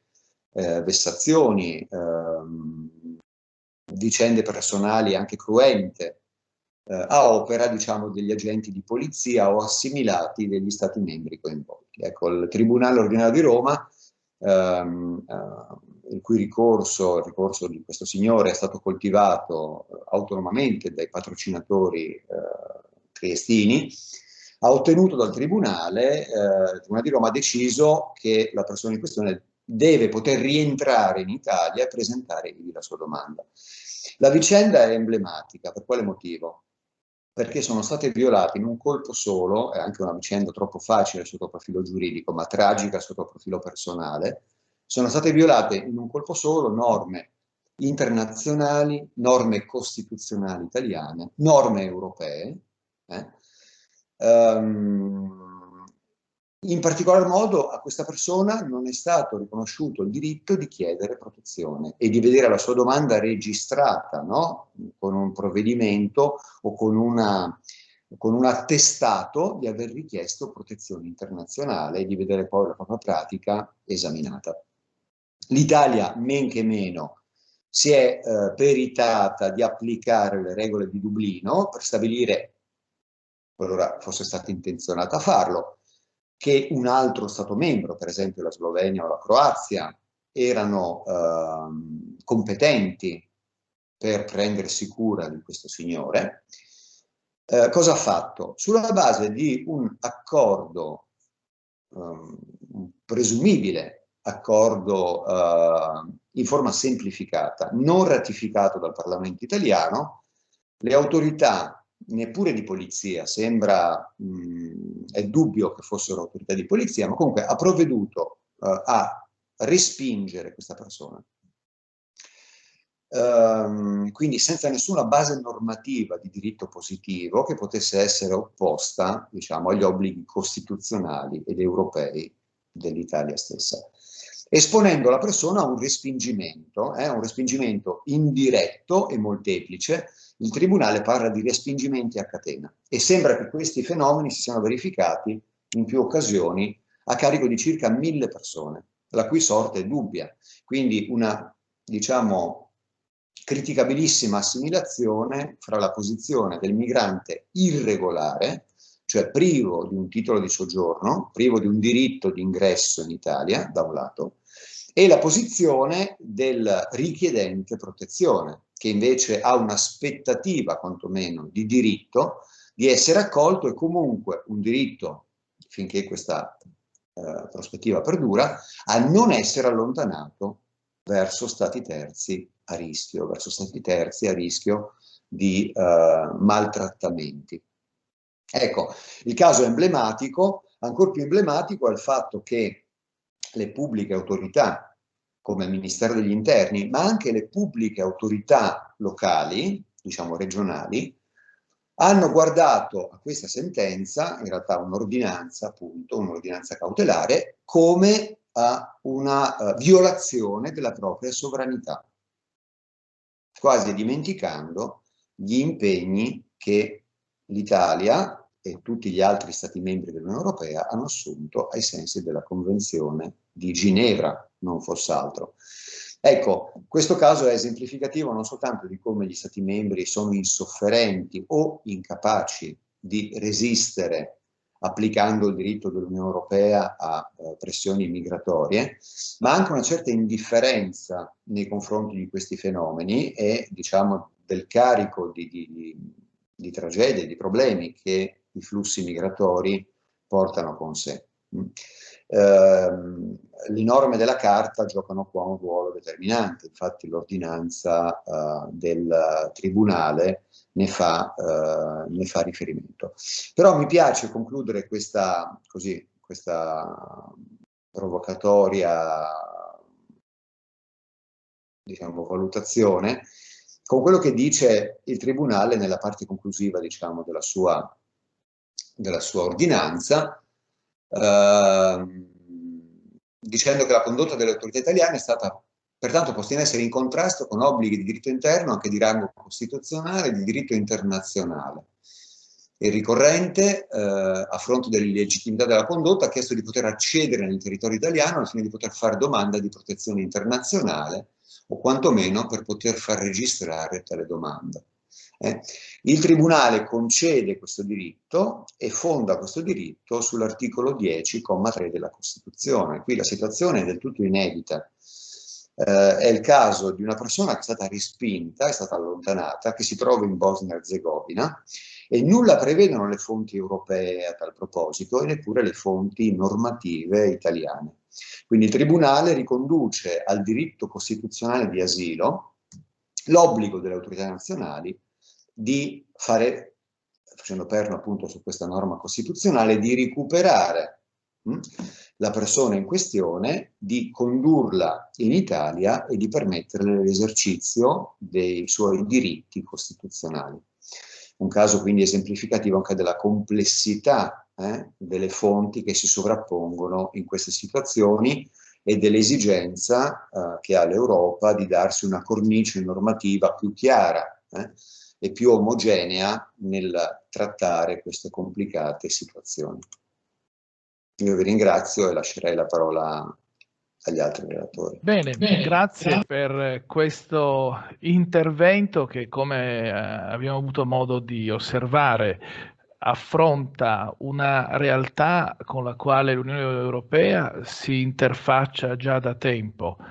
Affronta anche un caso di immediata attualità e ci ricorda come questa questione sia una questione importante anche per il futuro dell'Europa, che la si consideri dal punto di vista pratico, che anche, come anche è stato messo in evidenza, o anche dal punto di vista, e poi in realtà le due dimensioni si fondono ovviamente, di quell'obiettivo generale che proprio anche la Presidente della Commissione europea Ursula von der Leyen aveva segnalato tra quelli oggetto di un ragionamento collettivo sul futuro dell'Europa, cioè la promozione dei valori europei. Questo tema dell'accoglienza, della gestione dei flussi migratori, della gestione di coloro i quali chiedono riconoscimento della protezione internazionale, insomma a livello europeo dovrà essere affrontato forse in maniera più approfondita ed efficace di quanto è successo fino adesso. Questo tema per certi versi si collega ad un altro che è quello dell'Unione Europea e i suoi rapporti con il resto del mondo. Anche qui mi pare che noi abbiamo degli stimoli che ci vengono dalla cronaca, dall'attualità. Penso ad esempio al cambio alla Casa Bianca, quindi il nuovo presidente degli Stati Uniti d'America, però anche il nuovo segretario di Stato, quindi da parte Biden, dall'altra parte Blinken, e quindi quali rapporti ci saranno nel futuro tra l'Unione Europea e gli Stati Uniti, quali rapporti ci saranno tra l'Unione Europea ed il resto del mondo, che è sempre più multipolare, dalla Russia alla Cina, considerando poi altre realtà con le quali l'Unione Europea ha relazioni importanti. Anche gli Stati membri hanno soprattutto relazioni importanti e talvolta forse le relazioni degli Stati membri con aree dell'Asia, dell'Africa, dell'America Latina non sono sempre così compatibili forse con quelle relazioni che ha o dovrebbe avere l'Unione Europea anche con queste parti del mondo, senza dimenticare il cosiddetto Medio Oriente, che si chiama Medio Oriente solo dal punto di vista americano, per noi europei è il vicino Oriente. Su queste tematiche io vorrei sentire il parere di Stefano Pilotto, chiedendo altresì magari a Claudio Cressati se ha anche qualche osservazione in merito, e quindi invito anche lui poi a prepararsi. Un tema di fondo è la politica estera, la politica internazionale dell'Unione Europea. C'è oppure è ancora oggi subordinata, dipendente da quella degli Stati membri, e quindi paradossalmente sullo scenario internazionale l'Unione Europea oggi come oggi conta ancora troppo poco, o qualcuno dice addirittura nulla? La parola per ora a Stefano Pilotto. Grazie Marco, tema scottante che meriterebbe ovviamente una conferenza intera, ma cerchiamo di ridurre in pochissimi minuti l'aspetto. L'Europa iniziò il proprio processo di integrazione perseguendo degli obiettivi economici. Si cercò di integrare i paesi europei per permettere loro di essere più efficienti a livello economico e di trarre maggiore beneficio dai loro scambi privilegiati a livello continentale. Poi intervennero altre questioni. Già con il piano Pleven nel 1950 si cercò anche di creare un esercito integrato europeo, ma quel desiderio venne dettato da un aspetto contingente, cioè la guerra di Corea aveva attirato le forze americane che erano stazionate in Germania occidentale in Corea sotto la bandiera delle Nazioni Unite, e quindi si temeva che l'Europa potesse rimanere così esposta ai rischi del mondo dell'Est. In particolare allora avevamo l'Unione Sovietica, avevamo il blocco dei paesi dell'Unione Sovietica. Poi quel piano Pleven in realtà, come sappiamo, non ebbe successo, non venne ratificato per i motivi che adesso non sto qui a spiegare, e comunque non se ne fece nulla. Con gli anni poi riemerse questo desiderio di avere anche delle aspirazioni a livello di politica estera e di politica di sicurezza. Già con l'atto unico europeo del 1986 si creò una armonizzazione della politica estera e di sicurezza comune. Con il Trattato di Maastricht uno dei tre pilastri era proprio quello della politica estera e di sicurezza comune. Quindi dal 1992, quando venne firmato il Trattato di Maastricht, e dal 1993, quando entrò in vigore il Trattato di Maastricht, l'Unione Europea ha una sua politica estera e di sicurezza comune. Ma quali sono stati i risultati di tutto questo? La politica estera dell'Unione Europea è sempre stata estremamente debole, per alcuni versi addirittura fatiscente. Perché? Perché l'Unione Europea, i paesi dell'Unione Europea facevano spesso difficoltà a trovarsi d'accordo, soprattutto sulle questioni che riguardavano l'Europa, perché è la geografia stessa che detta la politica estera. La storia è stata forgiata dalla geografia, e quindi anche la politica estera è stata forgiata dalla geografia. Per cui è evidente che alcuni interessi che stanno a cuore ad alcuni paesi dell'Unione Europea stanno meno a cuore ad altri. Quindi l'Unione Europea oggi si trova di fronte ad una grande sfida mondiale. È certamente un blocco di paesi avanzati, importanti. Avevamo più di 500 milioni di abitanti con la Gran Bretagna, adesso che la Gran Bretagna è uscita abbiamo un po' meno di 500 milioni di abitanti, ma siamo certamente un blocco che può rivaleggiare sia con gli Stati Uniti d'America che con i paesi asiatici, in particolare la Cina, l'India, il Giappone e quant'altro. Quindi l'Unione Europea conta se è integrata e se è coesa e se si esprime con una voce unica. Questo però è il problema. Si esprime con una voce unica, riesce ad avere una autorevolezza in ambito di politica estera, qualcuno solleverebbe dei dubbi, e li solleverebbe a ragion veduta, perché molte volte l'Europa si esprime, ogni tanto prende anche delle posizioni, ma poi si ricrede. Perché si ricrede? Perché tante volte le posizioni che prende non sono condivise. Vi faccio 2 o 3 esempi. In questo momento abbiamo la questione, per esempio, del caso Navalny in Russia. Voi tutti avrete assistito alla vicenda di questo oppositore di Putin, il quale era stato vittima di un tentativo di avvelenamento, era stato prima curato in Russia, poi era stato trasferito in Germania, si è curato per alcuni mesi in Germania, poi è ritornato di nuovo in Russia, appena arrivato in Russia è stato messo in prigione.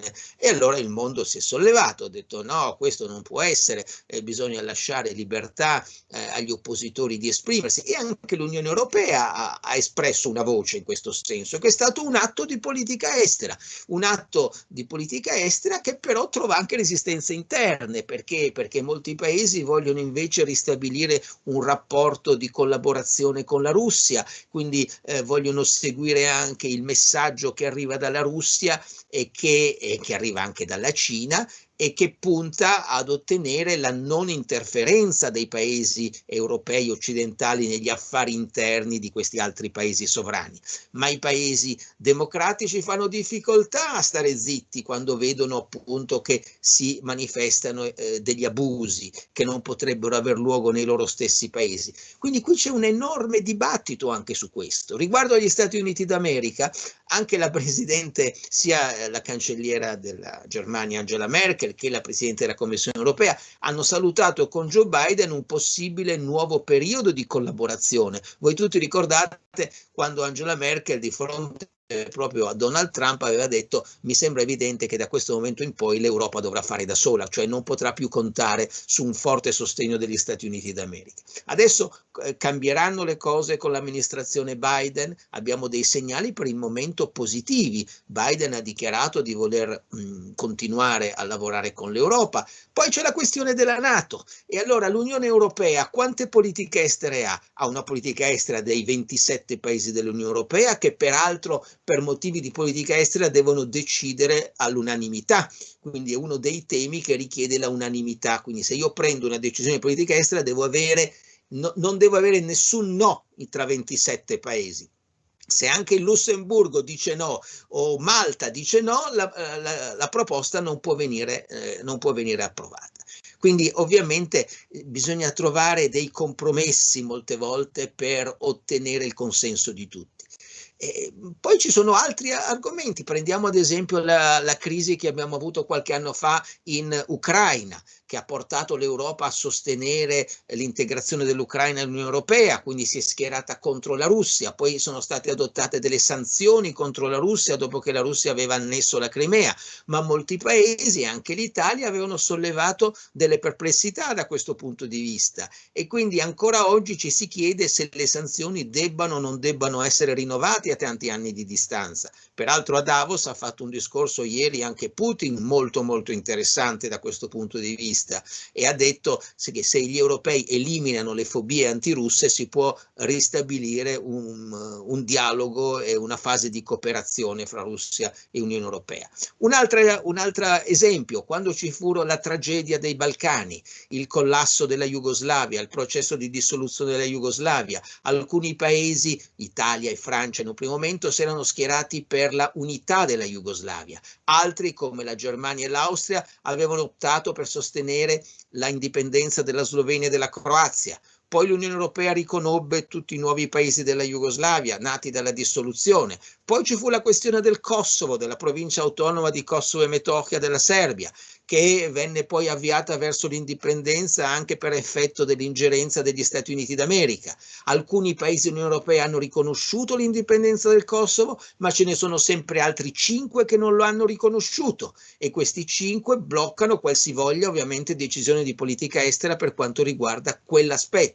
Quindi abbiamo tutta una serie di argomenti interessanti che vanno studiati Poi c'è la questione della NATO, e alcuni paesi dell'Unione Europea fanno parte della NATO, e la NATO si sta allargando. La NATO si sta allargando verso est, e questo ovviamente nuoce ai rapporti soprattutto con la Federazione Russa. Noi vediamo che adesso c'è la questione della Macedonia del Nord, che è l'ultimo stato che dovrebbe essere integrato nella NATO, ma c'è una grande opposizione da parte della Serbia e da parte della Federazione Russa. E che cosa si fa con la NATO? Quale politica estera conduce la NATO e quale politica estera conduce l'Unione Europea? Ci sono paesi dell'Unione Europea che non fanno parte della NATO e che quindi non condividono, ad esempio, la strategia della NATO. La NATO è stata tenuta un po' in sordina da Trump. Adesso vedremo Joe Biden che cosa farà della NATO, se ne farà un nuovo strumento di proiezione della politica estera statunitense in Europa, oppure se farà della NATO semplicemente uno strumento di sicurezza che però rispetti anche gli equilibri regionali. Ci sono molti punti interrogativi, però l'Europa certamente ha una sua voce.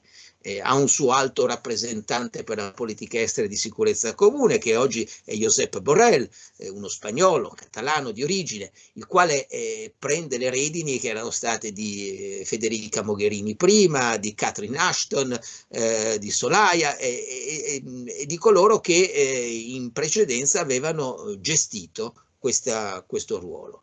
Quindi io, per rispondere alla domanda dell'amico Marco Stolfo, e lo ringrazio per aver sollecitato questo altro argomento, potrei dire che ancora oggi non vedo una definita politica estera. Nello stesso discorso di Ursula von der Leyen, la politica estera è stata tenuta molto in ombra. Lei ha puntato molto sul Green Deal. Certo, anche il Green Deal è politica estera, anche la digitalizzazione è politica estera, ma è più politica estera a livello continentale, regionale, europeo.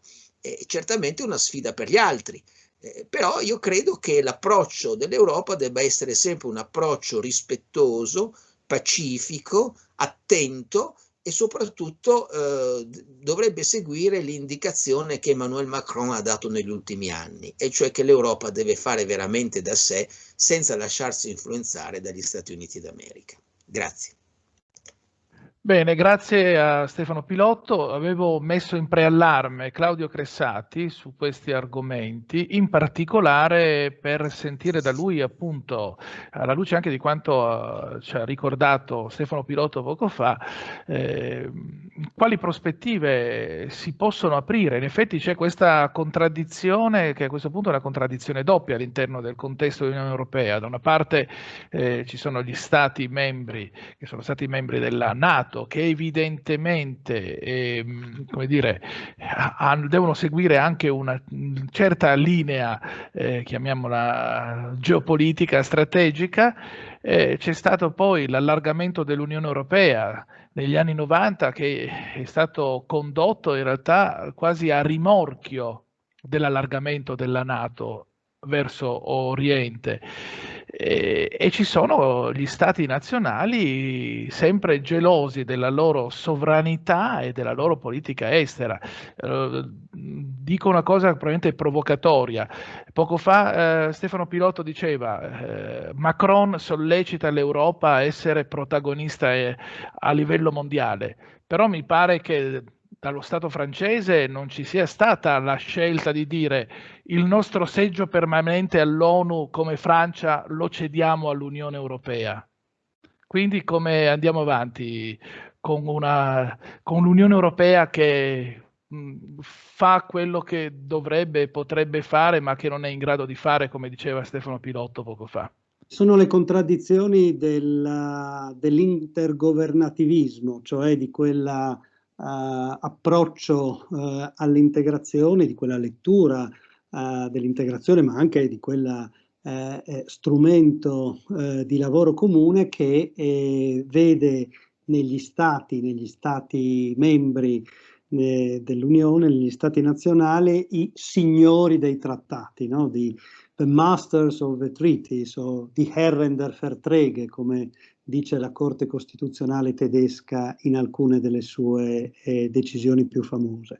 Perché in realtà se nell'Unione Europea una delle dei due grandi strumenti della sovranità, e cioè la moneta, è stata messa insieme con la costruzione, la creazione dell'euro e la creazione dell'Unione Economica e Monetaria, pur con tutti i suoi limiti, ma che comunque, e lo tocchiamo in realtà ogni giorno, anche in questa pandemia, ha offerto, offre, garantisce una protezione agli stati europei che altrimenti singolarmente presi sarebbero stati travolti non una ma più volte in questi ultimi anni.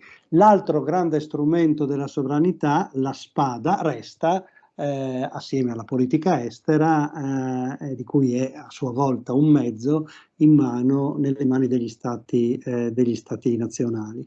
E questo fa sì che la politica estera dell'Unione sia una politica estera enunciata, annunciata, declamata, proclamata, ma che non riesce a sostanziarsi. E direi che è necessario compiere anche in questo ambito di iniziativa politica quel passaggio che è stato fatto per quanto riguarda l'euro. Senza questo passaggio rischieremo sempre di avere una politica estera che resta appunto declamata, e dall'altro rischieremo sempre invece di essere giocati gli uni contro gli altri da parte di soggetti esterni, la Russia, la Cina, per citare quelli diciamo meno amichevoli, ma anche gli Stati Uniti d'America, soprattutto in certe fasi della loro vita politica interna, hanno spesso utilizzato uno Stato europeo membro dell'Unione contro l'altro, o solleticando gli interessi degli uni, coltivando un rapporto privilegiato, preferenziale con gli uni contro gli altri. E in questo modo in realtà gli europei si condannano, un po' come i capponi di Renzo, a veder diminuita la loro capacità non solo di intervento politico a livello globale, ma anche di tutela efficace dei loro interessi a livello economico. Di conseguenza, citava adesso Stefano Pilotto il tema della unanimità necessaria nella politica estera, come anche in altri ambiti di intervento, per esempio la politica fiscale. L'unanimità, e cioè il diritto di veto che ogni Stato può avere e ha, che può utilizzare, rappresenta un grande ostacolo alla capacità decisionale dell'Unione, perché già il fatto stesso che esso sia possibile, possa essere usato, anche se non viene usato, rappresenta sempre la spada di Damocle per una politica efficace a livello europeo. Di conseguenza affrontare, per esempio nella conferenza sul futuro dell'Europa, il cambiamento, la modifica dei trattati, magari con strumenti nuovi, potremmo poi approfondire un attimo, penso sia un passaggio fondamentale, perché altrimenti qual è il rischio? Il rischio è che se si uniscono prese di posizioni ambiziose e spesso molto condivisibili a livello di opinione pubblica, senza però gli strumenti di attuarli, di darne attuazione concreta, si rischia di creare un gap di credibilità verso l'esterno, ma di credibilità anche verso le opinioni pubbliche interne europee. Ovvero sia, se l'Europa dice che vuole fare una serie di cose su cui c'è in realtà grande consenso i sondaggi dell'Eurobarometro da questo punto di vista sulla necessità che vi sia una politica estera comune dell'Unione Europea effettiva, su cui percentuali del 70-75% dei cittadini europei concordano, ma non c'è poi la possibilità di realizzarla concretamente. Questo crea un meccanismo di sfiducia, di disillusione che gioca contro l'integrazione e a favore dei nemici esterni ed interni dell'integrazione stessa. Insomma, questo è un altro tema chiave del futuro dell'Europa, diciamo nel merito e se vogliamo anche nel metodo, come raggiungere certi obiettivi, come cambiare determinate condizioni.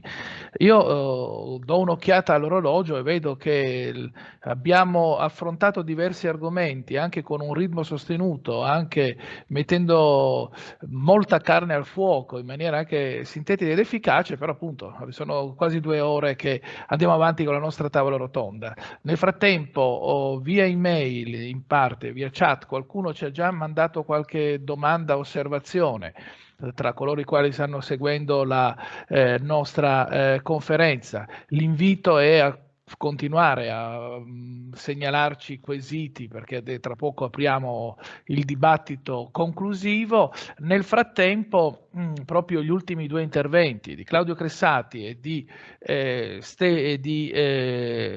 Stefano Pilotto in realtà ci permettono di riprendere altre 2 questioni molto importanti. La prima, che è quella della prospettiva appunto europea e non solo, è un altro tipo di politica estera europea per certi versi, come diceva Stefano Pilotto prima, del cosiddetto Green New Deal, di cui chiederei ci dicesse qualcosa a Elisabetta Bergamini. L'altro è il ruolo di interdizione, di ricatto che gli stati nazionali giocano nel rapporto con l'Unione Europea, e su questo tema vorrei invece sentire Fabio Spitaleri, riprendendo per esempio il caso recente dei rapporti tra Unione Europea e Ungheria e Polonia. La terza questione, che in parte si collega ad entrambe, soprattutto alla seconda, è il tema centrale nel dibattito europeo nell'ultimo anno e mezzo, gli ultimi 2 anni se non di più, la questione Brexit, su cui magari mi piacerebbe raccogliere qualche osservazione anche da più di qualcuno di voi. Andiamo con ordine, darei la parola a Elisabetta Bergamini per parlare un po' di Europa, ambiente, politiche ambientali, sviluppo sostenibile a vantaggio dell'Europa, magari anche in una relazione che non riguarda solo l'Europa ma riguarda il mondo intero. Allora, grazie mille, io cercherò di essere veramente brevissima perché i temi sono tanti, tutti interessanti, quindi lancio soltanto 2 o 3 spunti di approfondimento. Allora, la questione del cosiddetto Green Deal europeo è anche questo uno dei temi che sono adesso sul tavolo, di cui tanto si discute, e l'Unione Europea qui in effetti possiamo dire che sta cercando di fare qualcosa di molto rilevante. Perché? Perché proprio dal punto di vista delle emissioni gas serra, gli obiettivi che erano stati dati a suo tempo, si parlava di avere una riduzione delle emissioni che doveva essere in realtà una riduzione abbastanza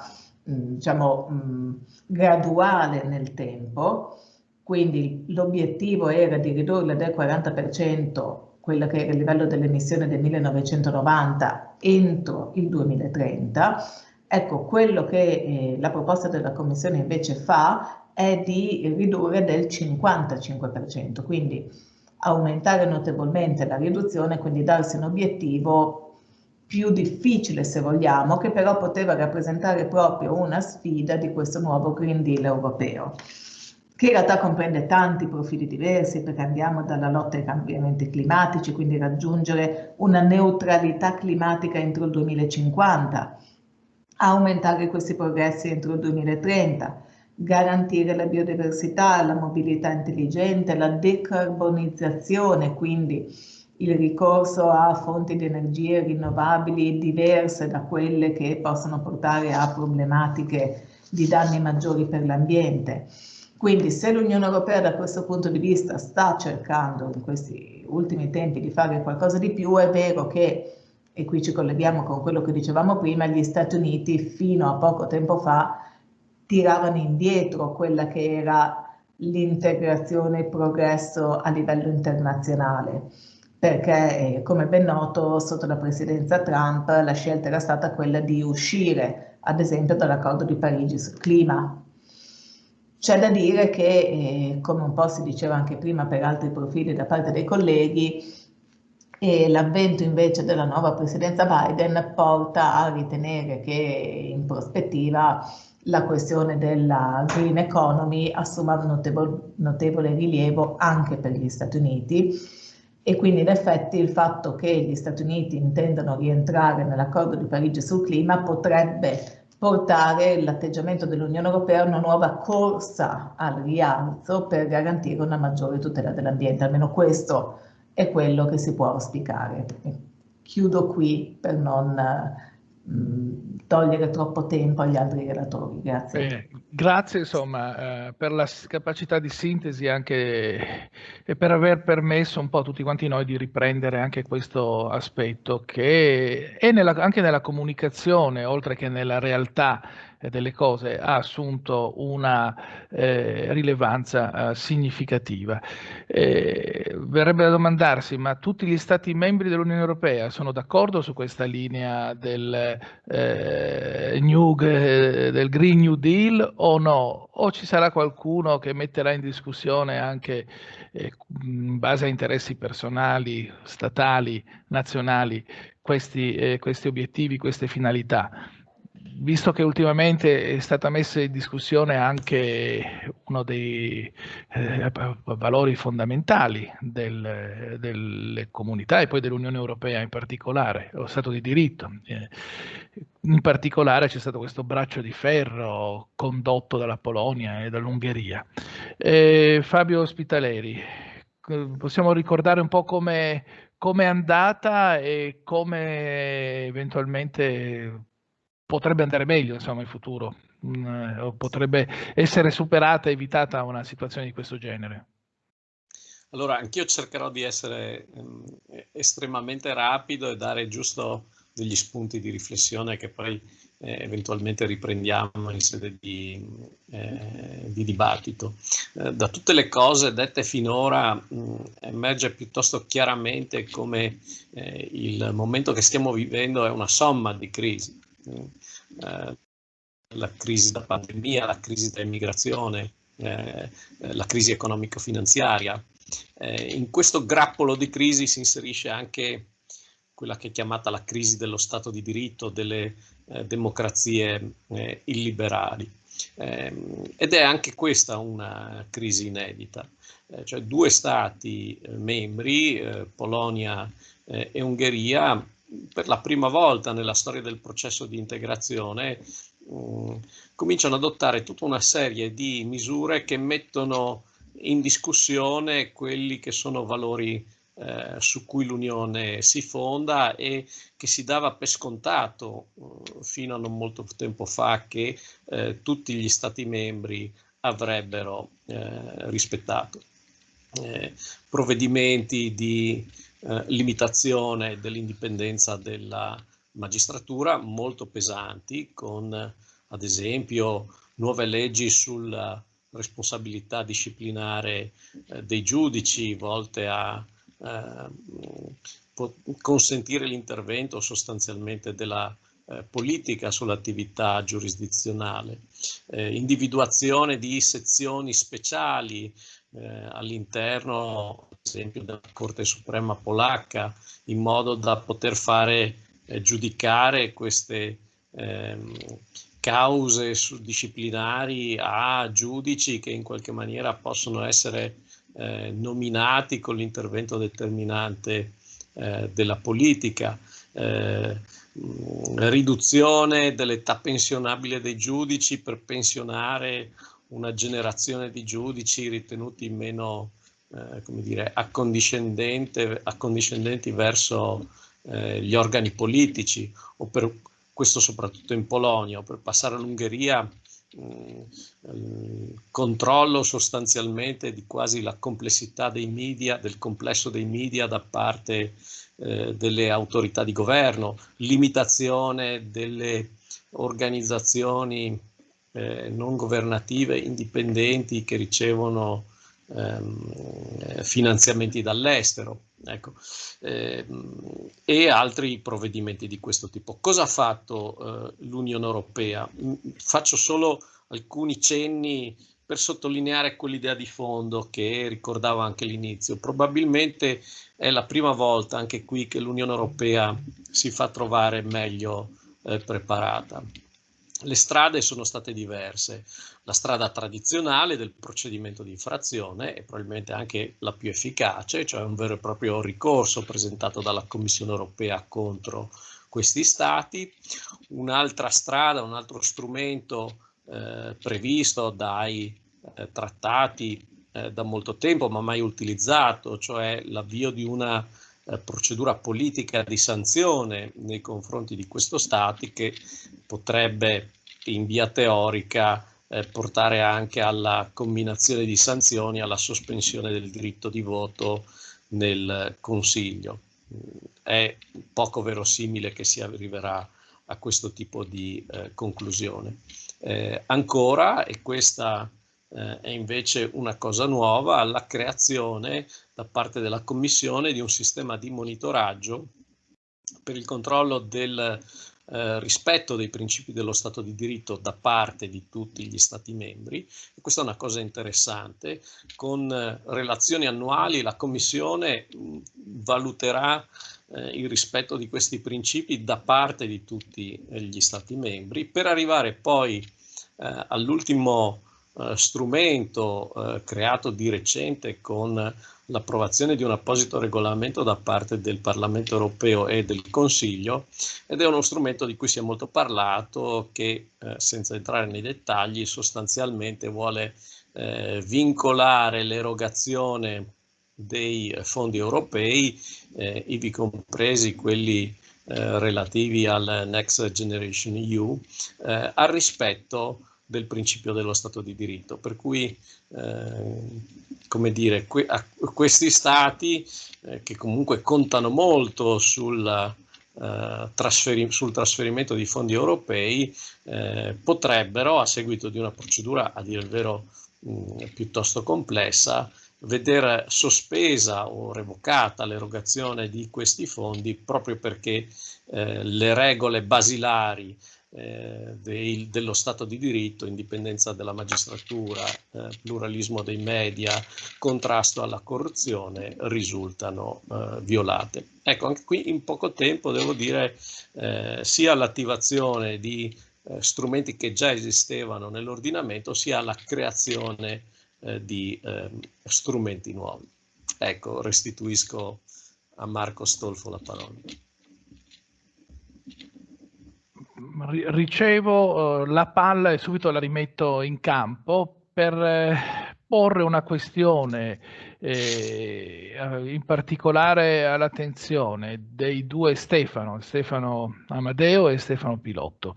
La questione Brexit, di cui prima della pandemia si parlava diffusamente anche sui media, anche quelli generalisti.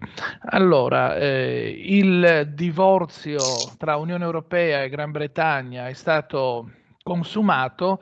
Le domande a questo riguardo sono almeno tre. Da una parte il tema Brexit può essere considerato un problema perché ha dimostrato la non irreversibilità del processo di integrazione europea.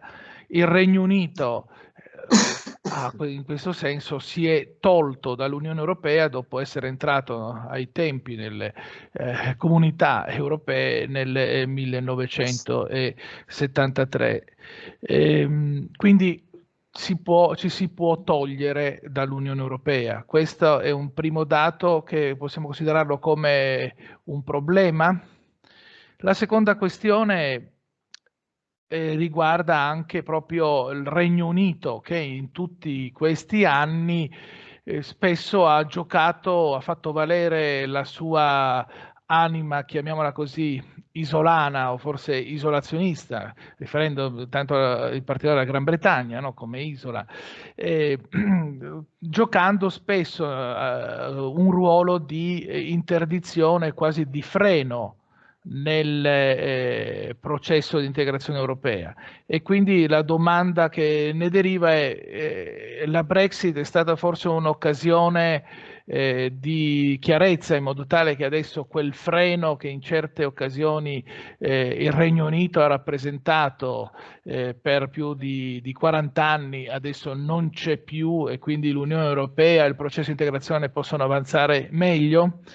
La terza questione è ci sono tutta una serie di temi che rimangono in piedi, dai diritti di cittadinanza e dai rapporti, per esempio, tra Unione Europea e Regno Unito con riferimento alle persone, i cittadini del Regno Unito nei Paesi membri dell'Unione Europea e i cittadini dell'Unione Europea che vivono e lavorano nel Regno Unito. Per non parlare di tutta una serie di questioni di carattere economico e commerciale, per non parlare ad esempio della questione irlandese, del rapporto tra Irlanda del Nord e Repubblica d'Irlanda, Stato membro dell'Unione Europea. Cominciamo da Stefano Amadeo e poi anche Stefano Pilotto su queste tre domande, insomma. Domande brevi, semplici, che si prestano a una risposta molto breve e molto semplice. Evidentemente lo dico col sorriso sulle labbra. Quanto tempo abbiamo? Scusami. Allora, abbiamo un poco tempo in realtà, perché poi raccoglieremo qualche domanda dal pubblico per riuscire a arrivare a una conclusione. Secondo me stiamo buttando anche molti stimoli che forse richiederanno iniziative future per riprenderli e svilupparli anche insieme al pubblico, insomma. Allora, ti ringrazio. Dunque, io mi limito a parlare soltanto di Brexit e, diciamo, il litigio fra amici di lunga data. Prima questione che ha occupato l'Unione Europea per lunghi anni. Prima questione, come tu dicevi giustamente, viene dimostrato che l'integrazione europea non è irreversibile. Non è un processo destinato a concludersi con una sorta di Stato o qualcosa di simile europeo. Può interrompersi, se ne può uscire. Quello che sorprende è che ne sia uscito uno Stato, sebbene diciamo in certi momenti euroscettico, che però ha sempre dimostrato grande lealtà nel rispetto degli impegni assunti. Però la crisi Brexit è stata sentita da tutti come il banco di prova, un po' diciamo della tenuta dell'integrazione europea nel futuro. Come diceva Fabio Spitaleri, anche questa può essere considerata una crisi, una delle tante crisi, solo che questa crisi non è una crisi win-win, è una crisi lose-lose, nel senso che qui gli stati europei hanno perso un valido compagno o amico. Il Regno Unito a sua volta ha riconquistato la sovranità integrale, no? Nelle proprie azioni, sovranità peraltro mai persa. Ha rimpatriato i settori di sovranità condivisi con gli altri stati nell'ambito dell'Unione Europea. E adesso come si trova? La risposta, diciamo, dopo circa 5 anni di estenuanti tentativi e soluzioni provvisorie, oggi è data dall'accordo non ancora ratificato, un accordo, diciamo, sul commercio e la cooperazione che è stato per così dire, i negoziati sono conclusi a fine anno scorso, il 24, il giorno prima di Natale, il 24 dicembre del 2020, e che viene applicato dal 1° gennaio di quest'anno in via provvisoria. È un accordo gigantesco, sono 450 pagine di accordo e 1000 pagine di allegati, come dicevo prima a Marco, prima della trasmissione. Qual è la sostanza? La sostanza è che il Regno Unito ottiene qualcosa sotto il profilo dell'accesso al mercato unico europeo, non moltissimo, devo dire, e comunque su base di reciprocità. Poi se ci saranno domande potremo approfondire questi aspetti. Non è un accordo soltanto commerciale, è un accordo di cooperazione, quindi prevede anche cooperazione in molti altri settori, trasporti, energia e ambiente, cooperazione penale per quanto riguarda la sicurezza, diciamo, dell'area. Diciamo, interessa vari settori, ma quello che il Regno Unito ha conquistato in termini di sovranità ha perso in termini di capacità.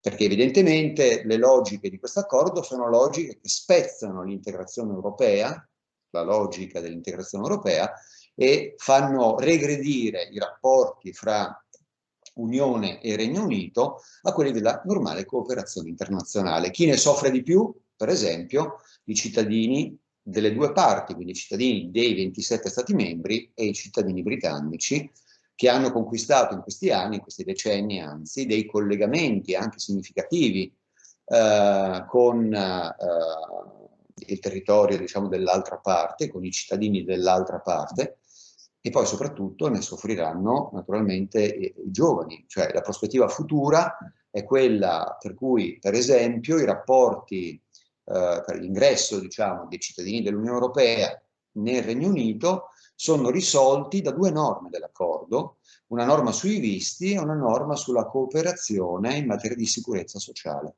Tutto quello che si era costruito in questi 40 anni in termini di cittadinanza europea, di integrazione e di libertà di circolazione e anche di trattamento nazionale e oltre, viene perduto in un colpo solo. Quindi il Regno Unito è libero, l'Unione Europea è libera dal Regno Unito, ma nello stesso tempo si è perduto molto lungo la strada. Bene, Stefano Pilotto, su questo punto vuoi aggiungere ancora qualcosa? Dunque, la questione della Brexit rappresenta certamente per l'integrazione europea un punto a sfavore, un fallimento. Ora qui non abbiamo il tempo di ricordare un po' tutte le tappe. Se qualcuno, specialmente degli studenti, desidera ripercorrere tutte le tappe che hanno costellato questo rapporto singolare tra il Regno Unito e Gran Bretagna e l'Irlanda del Nord e l'Unione Europea, posso mandare questo articolo che ho scritto nel 2012, quando gli inglesi avevano rifiutato di aderire al Fiscal Compact, quindi a quell'accordo che prevedeva un maggiore coordinamento all'interno dei paesi dell'Unione Europea per far fronte alla crisi economica e finanziaria, e già lì era stata una avvisaglia, ed erano 8 anni fa.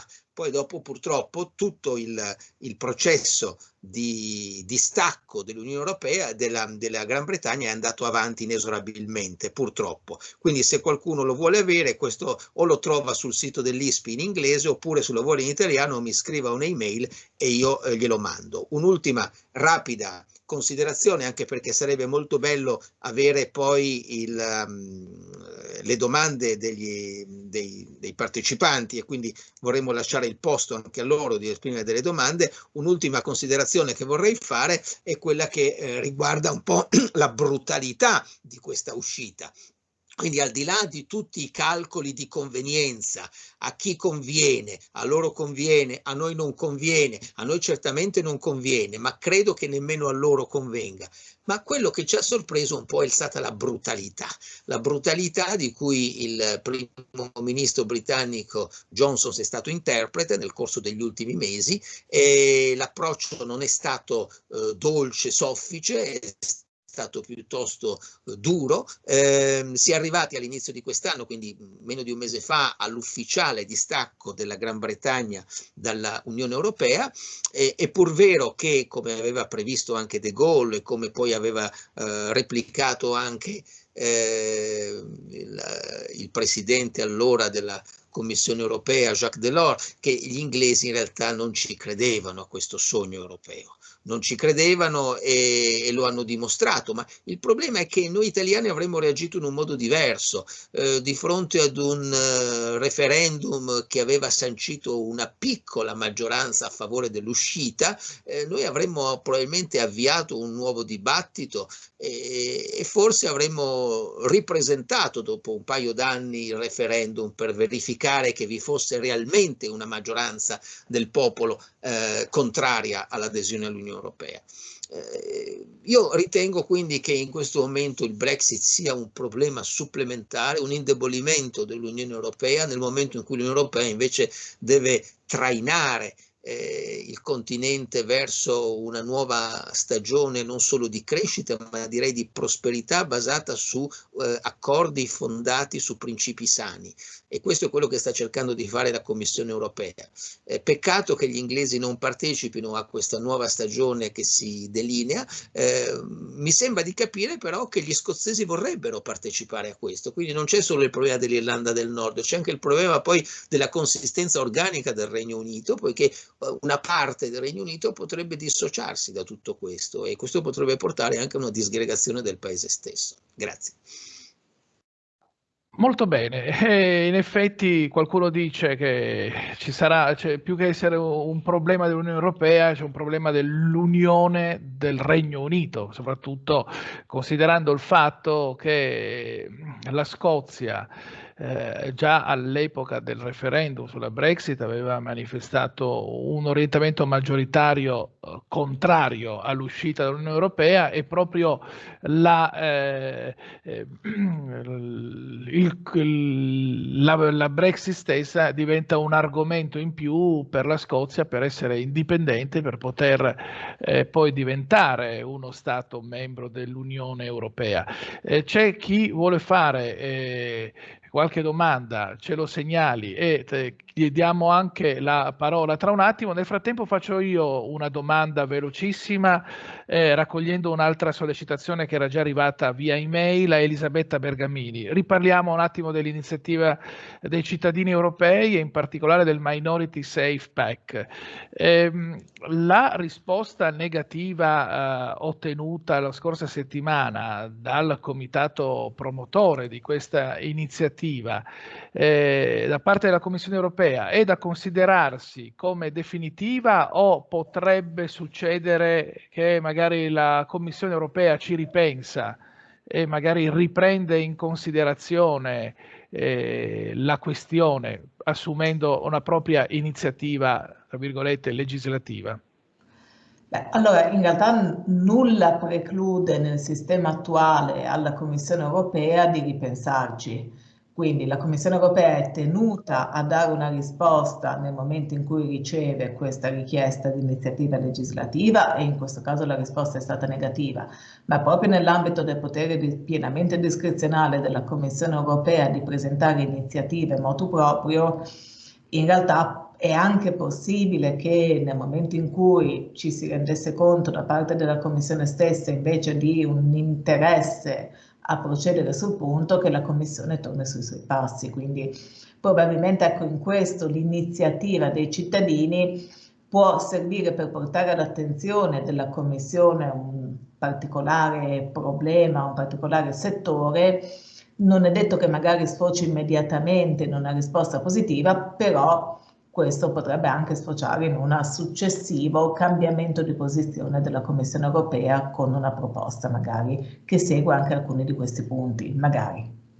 Bene, vedremo che cosa succede. Tra l'altro proprio su questo tema c'è stata una presa in posizione ad esempio del Parlamento della provincia della Frisia dei Paesi Bassi, che ha approvato all'unanimità una mozione di censura della Commissione europea e di sollecitazione invece a ritornare sui suoi passi e a prendere in considerazione proprio i contenuti dell'iniziativa dei cittadini europei Minority Safe Pack. Io direi che, avendo chiesto la parola, possiamo cederla a Francesco Deana, che è invitato quindi a aprire il suo microfono e la sua videocamera, farsi vedere, farsi sentire e porre la sua domanda. Grazie. Grazie a voi, buonasera e complimenti a tutti i relatori per i loro interessanti interventi. Io volevo svolgere una brevissima riflessione e porre una domanda sul moltiplicarsi di casi di violazioni dello Stato di diritto all'interno dell'Unione Europea. In un momento non breve di crisi politica e crisi di consenso per l'Unione Europea, ritengo che avere più paesi che violano ripetutamente lo Stato di diritto non solo mette a rischio i cittadini che vivono in quei paesi e le imprese che operano nel mercato comune, ma colpisce la credibilità stessa del progetto di integrazione europea. Occorre quindi intervenire in modo efficace e gli strumenti cui accennava in precedenza il professor Spitaleri non si sono dimostrati idonei allo scopo, un po' perché l'articolo 7, la cosiddetta opzione nucleare, soffre anzitutto, ma non solo, di un limite procedurale che è il requisito dell'unanimità, e un po' perché la classica procedura di infrazione richiede tempi lunghi e prevede sanzioni pecuniarie che non sono, a mio avviso, adeguate. La possibilità di bloccare i pagamenti dal bilancio dell'Unione agli Stati membri che non rispettano lo Stato di diritto può essere certamente utile, ma temo che ci sia il rischio di riversare gli effetti di queste misure sui cittadini e sulle imprese, specialmente su quei settori più fragili della società, e penso alle regioni periferiche, ai giovani, ai disoccupati, alle minoranze. In secondo luogo, i governi colpiti da questo tipo di sanzioni, cioè la sospensione dell'accesso ai fondi europei, potrebbero far sfruttare a loro favore, per raccogliere maggiore consenso interno, questo tipo di misure, qualificando la sospensione dei contributi europei come una sorta di ricatto da parte dell'Unione, soprattutto in un momento di particolare necessità economica come quello che stiamo vivendo. Ecco, quindi quello che mi chiedo e che chiedo anche ai relatori è se esistano e se siano fattibili delle alternative agli strumenti attualmente previsti, che possano garantire una reale ed effettiva protezione dei valori fondamentali dell'Unione e che quindi possano in ultimo contribuire a riaffermare la credibilità del progetto di integrazione europea. Grazie per la domanda, che è molto stimolante. Io, non essendo stato individuato un esplicito destinatario della stessa, la girerei comunque a Fabio Spitaleri per cominciare. Poi se c'è qualcun altro che vuole aggiungere ulteriori osservazioni, ovviamente è benvenuto. Grazie. Faccio anche i complimenti Francesco Deana per la riflessione, per come dire, la profondità degli spunti. Il quadro che è stato fatto è corretto, cioè i limiti della procedura ex articolo 7 e anche di quella che è la nuova procedura per vincolare l'erogazione dei fondi al rispetto del principio dello Stato di diritto sono stati ben illustrati.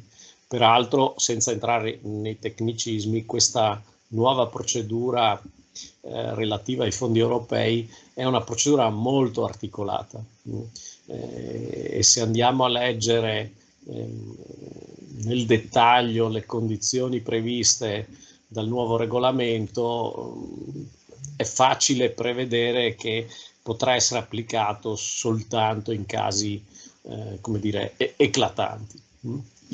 Quindi la conclusione è del tutto corretta. Questi sono due strumenti che rappresentano un'estrema ratio, ma che concretamente rischiano di avere un impatto molto limitato. I due strumenti invece che possono essere attivati ci sono e sono già stati attivati e che secondo me si sono dimostrati e si dimostreranno efficaci, sono due. Il primo è, come ricordavo, la procedura di infrazione. cioè la possibilità per la Commissione di proporre un ricorso contro uno Stato membro per violazione degli obblighi derivanti dai trattati, tra questi anche gli obblighi, diciamo, legati allo Stato di diritto, soprattutto il rispetto dell'indipendenza della procedura. La procedura di infrazione ai più è noto, in una prima fase prevede soltanto la constatazione della violazione, però prevede anche un secondo step in cui la Commissione può chiedere l'irrogazione di sanzioni nei confronti dello Stato inadempiente. E questa è una procedura tutta giurisdizionale che non richiede compromessi, non richiede ampi quorum deliberativi, richiede una valutazione giuridica da parte della Corte di Giustizia. In più a questo aggiungo che utilizzando una prassi piuttosto recente, la Corte di Giustizia, su richiesta della Commissione, dispone anche misure provvisorie nei confronti dello Stato adito con procedura di infrazione, e questo è avvenuto anche in un caso proprio di ricorso per infrazione contro la Polonia per violazione dell'indipendenza dei giudici della Corte Suprema. Quindi questo è uno strumento efficace. Come spesso accaduto nei momenti delicati della storia del processo di integrazione, la Corte di Giustizia è quella che poi ha svolto un ruolo determinante, e anche in questo contesto potrebbe essere così. Il secondo strumento, che non va sottovalutato, è quello del dialogo politico. Il Consiglio europeo ormai è una istituzione solida, è un'istituzione che si riunisce con cadenze regolari, e in questo contesto di crisi con cadenze molto ravvicinate. Non va sottovalutato questo elemento. Il Consiglio europeo è la sede dove i capi di Stato e di Governo si parlano e trovano soluzioni, talvolta anche facendo leva sui rispettivi pesi che i singoli capi di Stato e di Governo possono mettere in campo. Tutti ricordiamo il veto posto al quadro finanziario pluriennale da parte di Polonia e Ungheria, questo a dicembre sostanzialmente. Ecco, il dialogo e il confronto nel contesto del Consiglio europeo ha consentito di superare questo veto, che era proprio determinato alla volontà di approvare il nuovo regolamento sulle sanzioni per il caso di violazione dei principi dello Stato di diritto. Ecco, credo che questi due strumenti, uno tipicamente giurisdizionale, procedura di infrazione, l'altro di tipo politico, possano avere efficacia. C'è poi uno dei miei capiscuola, che è il professor Tizzano, l'altro il professor Daniele, che con riguardo a queste vicende ha sempre sottolineato una cosa, che questi sono paesi da poco arrivati a esperienze democratiche. Prima dell'ingresso nell'Unione Europea, Polonia e Ungheria nella loro storia non hanno avuto esperienze compiutamente democratiche. E lui diceva questa cosa qui: ci vuole pazienza. Io credo che ci vogliono i giusti strumenti giuridici e anche un po' di pazienza nell'ambito del dialogo politico. Spero di aver risposto. Deana, è soddisfatto della risposta? Sì, ringrazio il professor Spitaleri per la risposta. L'unico mio timore rispetto alla procedura di infrazione è quella tradizionale, diciamo, che lo strumento sanzionatorio di cui dispone la Corte di Giustizia non possa sempre essere particolarmente efficace dal punto di vista dissuasivo, perché non si può andare a penalizzare più di tanto. Se uno Stato non si vuole adeguare, può anche decidere di sopportare le conseguenze economiche delle condanne della Corte e proseguire lungo la sua strada. Invece il discorso del dialogo politico in seno al Consiglio europeo è sicuramente un discorso molto interessante. Bisogna a questo punto capire, o meglio, si richiede agli Stati di mostrare le loro carte e far capire veramente qual è la loro volontà, se c'è politica di riuscire a superare questo tipo di impasse. Bene, io non so se su questo c'è ancora, vuole aggiungere ancora qualcosa Spitaleri su questo punto. Ma no, credo che insomma i punti centrali credo che siano stati toccati. Poi sul ruolo delle sanzioni nell'ambito della procedura di infrazione si potrebbero fare molti approfondimenti, anche molte precisazioni tecniche. In altri ambiti, soprattutto nella mancata trasposizione delle direttive, si sono rivelati particolarmente efficaci. Ovviamente in questo ambito, che è del tutto nuovo, è difficile fare previsioni. La mia previsione è che potrebbe essere uno strumento efficace, ma come dire, solo se ci si arriverà e solo il tempo ce lo potrà dire.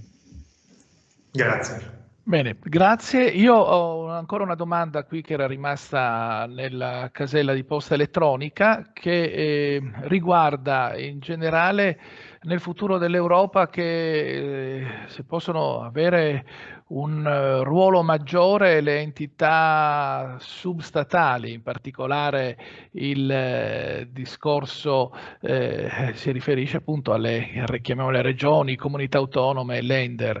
E questa è una prima domanda che magari può essere poi, alla quale può essere data risposta magari in sede di conclusione. Ancora invece domanda collegata alla stessa, più semplice per certi versi e banale, che riguarda sempre le regioni, i territori e in particolare la cooperazione territoriale. La domanda è la seguente, la formulo per Stefano Amadeo in particolare, poi se c'è qualcuno che vuole aggiungere qualcosa in più al riguardo ovviamente è benvenuto. Che fine hanno fatto le euroregioni di cui un po' di anni fa si parlava anche con particolare attenzione, se vogliamo anche partecipazione, in particolare anche dalle nostre parti?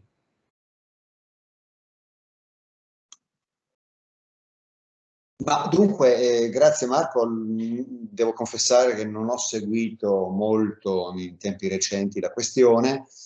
Nel 2006, quindi già ormai 15 anni fa, si era addivenuti a un regolamento sul gruppo europeo di cooperazione territoriale, un regolamento europeo, un regolamento molto lacunoso, che però è stato utilizzato a vario titolo in diversi punti dell'Europa, appunto per la cooperazione trasfrontaliera, in genere per progetti di interesse pubblico locale transfrontaliero, diciamo dai più minuti ai più rilevanti,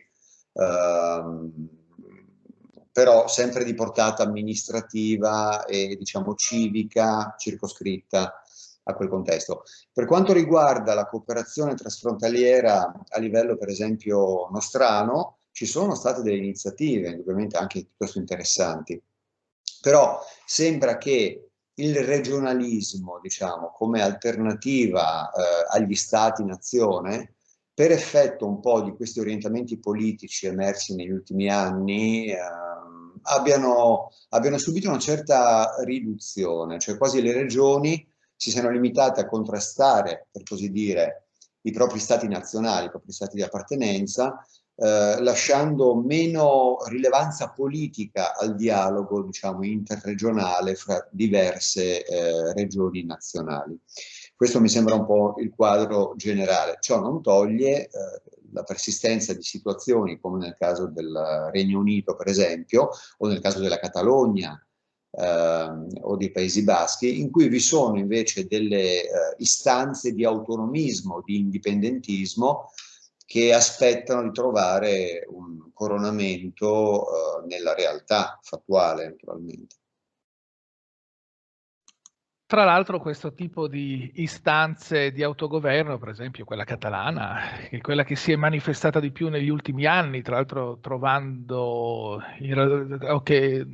auspicando anche un sostegno a livello europeo che invece in realtà non c'è stato, si pongono, così come quella scozzese quando ancora il Regno Unito era all'interno dell'Unione Europea, appunto nella logica non di indipendenza e di separazione rispetto all'Unione Europea in particolare, ma di allargamento interno. Questa era un po' la parola d'ordine proposta in particolare dalla Scozia e dalla Catalogna, e quindi forse da questo tipo di istanze, anche è una parte di una domanda che ci giunge, forse questo tipo di istanze dovrebbero essere considerate con maggiore attenzione, visto che suggeriscono anche in questo caso una maggiore unità europea e una messa in discussione del ruolo degli Stati di Nazione e della tendenza intergovernativa, oppure gli Stati di Nazione sono così,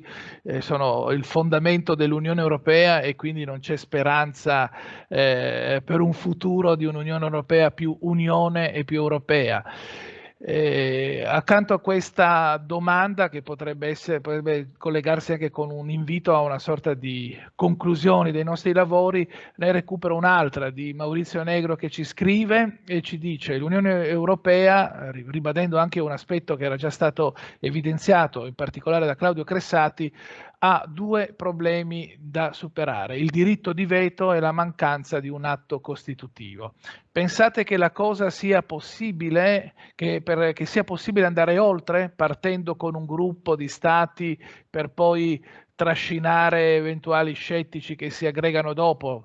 Credo che più o meno sia la formula dell'Europa a due velocità, di cui già in passato si è parlato e che forse per certi versi è stata seguita per quanto riguarda la moneta unica.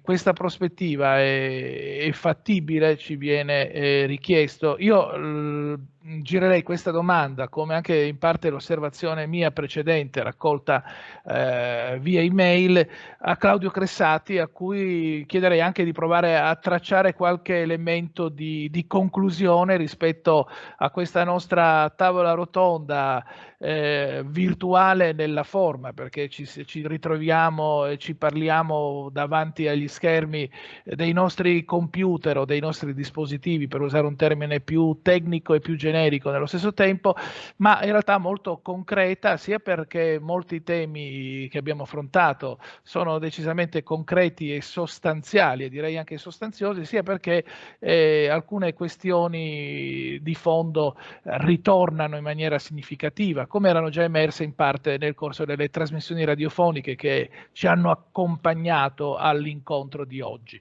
In particolare, appunto, veto, unanimità, potere di interdizione degli stati che ciascuno cerca di fare gli affari propri, poi in realtà non riesce e si arrabbia con l'Europa che non lo aiuta a fare il proprio interesse, ma nel frattempo non vuole cedere competenze, e forse in questo caso si pone forse anche il tema delle risorse, della fiscalità all'Unione Europea, perché possa magari trasformare gli interventi eccezionali e emergenziali di cui parlavamo all'inizio in interventi magari strategici per il futuro. E questi sono probabilmente i temi di fondo che alla fine collegano tutto il resto, anche il tema, anche la questione della gestione dei richiedenti asilo, richiedenti protezione internazionale e in generale delle migrazioni. Anche qui richiede probabilmente un'Europa che abbia più competenze e una organizzazione, appunto, che sia nel contempo più democratica e più efficace. Questo è forse sono alcuni dei temi che forse l'Unione Europea ha di fronte a sé per il prossimo futuro. Grazie Marco. Mi sentite? Sì, ti sentiamo. Sì, ti sentiamo. Sulla questione cooperazione transfrontaliera, ruolo delle regioni, GECT, il regolamento a cui faceva riferimento Stefano Amadeo, senz'altro il regolamento GECT, pur con le sue insufficienze, ha dato una veste giuridica alle cosiddette euroregioni, che erano nate come dire, spontaneamente a partire dall'inizio degli anni 60 in particolare nell'asse renano, e che poi si sono diffuse anche con l'allargamento dell'Unione Europea.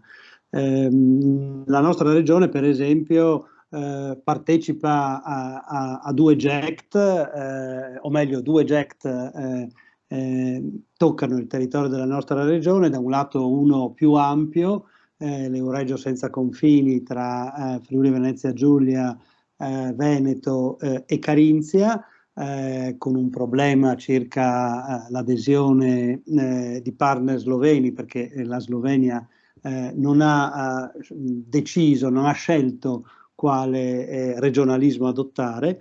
È un GECT che in qualche modo trae origine dalla cooperazione di Alpe Adria, e adesso so che è intenzione dei partner coinvolti di rilanciarlo. Dall'altro un GECT molto più piccolo, ma molto, da un certo punto di vista, più frizzante, il GECT Go, che unisce 3 comuni, Gorizia, Nova Gorica e Szentpetervertojba, sul confine italo-sloveno, che ha in qualche modo messo assieme uno spazio urbano comune che il confine dopo la seconda guerra mondiale aveva spaccato, ha dato in qualche modo veste giuridica alla collaborazione tra appunto in particolare Gorizia e Nova Gorica, e adesso ha un'occasione ulteriore di rilancio, ma era già partito con programmi interessanti, con la vittoria di Nova Gorica e di Gorizia per la candidatura a Capitale Europea della Cultura 2025. È un'occasione per il nostro territorio, oltre che per la Slovenia e per Nova Gorica, per presentarci all'Europa come una realtà capace di superare i conflitti del passato e pensare ad un futuro di sviluppo comune basato proprio sugli elementi della cultura, delle creatività, delle industrie culturali e creative, che in questo momento soffrono particolarmente proprio per la pandemia, ma che confidiamo e siamo abbastanza ragionevolmente sicuri potranno esprimersi appieno nel 2025. Di conseguenza la cooperazione tra le regioni, tra i territori in Europa, forse anche a causa della pandemia oggi è meno all'ordine del giorno, ma è un percorso di lungo periodo che viene da lontano e che penso continuerà. Quanto ai temi che Maurizio Negro sollevava, toccano appunto la possibilità di una ripartenza effettiva. Ricordiamo che un grande europeista scrisse: quello che conta sono le istituzioni, perché le istituzioni hanno una come dire, capacità di durata del tempo, di accumulazione di esperienze che possono essere utili anche quando, ahimè, magari i grandi uomini e le grandi donne non ci sono, anche se averle nei punti e nei luoghi di comando è sempre importante. Ecco perché aggiornare, modificare, migliorare la struttura istituzionale è un elemento fondamentale per il futuro dell'Europa. Diceva chi ci ha posto la domanda il potere di veto, modificare i trattati oggi come oggi lo si può fare con la procedura dell'articolo 48 sostanzialmente solo se c'è unanimità. E l'unanimità rappresenta un ostacolo psicologico ancor prima che politico. Però badate bene che gli studiosi, i colleghi di diritto dell'Unione, diritto internazionale lo sanno benissimo, ci sono moltissime organizzazioni internazionali anche in ambito di Nazioni Unite che prevedono modifiche delle loro carte istitutive non all'unanimità, ma a maggioranze molto qualificate. Non è detto che debba essere necessariamente la procedura unanime quella per modificare la base giuridica dell'Unione. Del resto, alcune delle realtà che sono state ricordate, come anche il Fiscal Compact, sono state costruite a latere dell'Unione, anche se collegata ad esse, proprio con dei modelli di partecipazione non legati alla adesione unanime degli Stati membri. Da questo punto di vista, porre il tema di una political compact, se volessimo tenere l'immagine del fiscal compact, cioè di un patto politico tra coloro che sono disponibili a far avanzare il processo di integrazione, penso che possa essere utile anche come segnale verso tutti, tenendo conto che la realtà delle risorse è fondamentale. Sappiamo che il bilancio dell'Unione Europea è circa l'1% del PIL dell'Unione, il bilancio degli Stati Uniti d'America, dal punto di vista del bilancio federale, è il 24% del PIL degli Stati Uniti, e la media dei bilanci pubblici degli Stati membri dell'Unione è il 44% del PIL.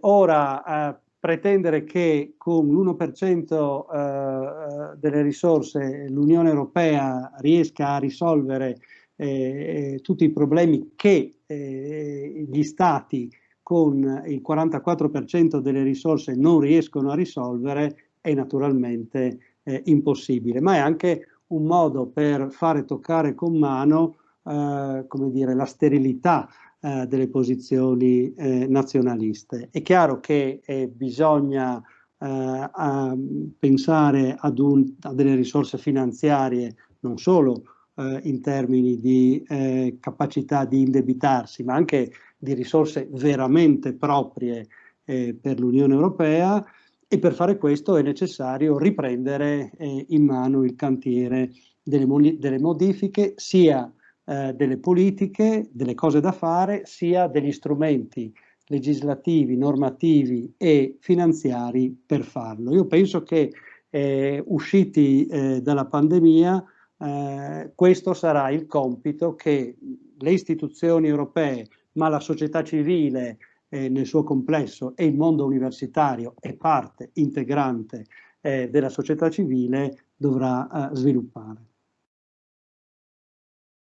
Bene, diciamo che è una classica conclusione per la serie ite missa est, che come insegniamo al catechismo vuol dire la messa finisce, ma in realtà comincia al di fuori della Chiesa. Non so se tra i nostri relatori c'è qualcuno che vuole aggiungere ancora qualcosa alle osservazioni conclusive di Claudio Cressati. C'è questo momento di microfono aperto per chi se lo prende. Altrimenti io vedo, mi pare che ci sia Stefano Amadeo che chiede la parola, io gliela cedo volentieri, poi anche a Fabio Spitaleri. Prima Stefano Amadeo. Grazie a tutti, grazie Marco. Soltanto diciamo una chiosa a quello che già diceva Claudio, un po' a conclusione, una breve riflessione. Io ho l'impressione che nei tempi attuali, per rispondere alla domanda diciamo posta sulla chat, il senso dell'integrazione europea si sia un po' esaurito. Nel senso, il sogno dei padri fondatori, no, di un'unione più stretta tra i popoli europei si è trasformato da obiettivo politico in necessità fattuale. Nel senso che gli stati gli Stati membri, chi più chi meno, vedono nell'Unione uno strumento di autoaffermazione delle proprie politiche, delle proprie esigenze economiche o di altra natura. Ma quello spirito genuinamente europeo, che nasceva da una crisi ben più seria di quella a cui siamo confrontati, cioè la Seconda Guerra Mondiale e la sua fine, si è un po' perduto. Questa è la mia sensazione, devo dire, nello studio delle cose giuridiche un po' politiche europee, ma leggendo la realtà c'è come l'impressione di questa perdita ormai significativa, no, di impulso. Una testimonianza ne è il fatto della conferenza sul futuro dell'Europa, no? A parte la pandemia e i disastri che ha creato, non ci si è riusciti a mettere d'accordo sulla figura politica che dovesse guidarla, no? In un anno e mezzo non si è riusciti neanche in questo piccolo obiettivo che poi avrebbe segnato anche il decollo della iniziativa. Quindi l'Unione Europea non più come sogno, diciamo, dello stare insieme per progredire assieme, quanto diciamo un luogo di contemperamento degli interessi nazionali. Però l'Unione Europea anche come necessità. Ecco, a mio avviso non è un segnale negativo quello che lancio, ma per un atto fondativo come quello suggerito o auspicato dall'ascoltatore ci vorrebbe diciamo una maggiore consapevolezza di quello che è l'Unione Europea, e questo soprattutto presso gli elettorati nazionali, quindi presso la cittadinanza europea. Perché l'Unione Europea, oltre che essere un luogo necessitato quasi di affermazione degli Stati nazionali, è anche un'opportunità di crescita per gli Stati, ma per i cittadini al loro interno, di acquisizione, per esempio, non so, di nuove regole, di nuovi modi di convivenza, e di questo ce ne possiamo accorgere quando l'Unione Europea viene meno. Io credo che i cittadini britannici, fra qualche anno, rimpiangeranno e di gran lunga la chiusura dei confini nazionali in una sfera, diciamo, di 60 milioni di persone.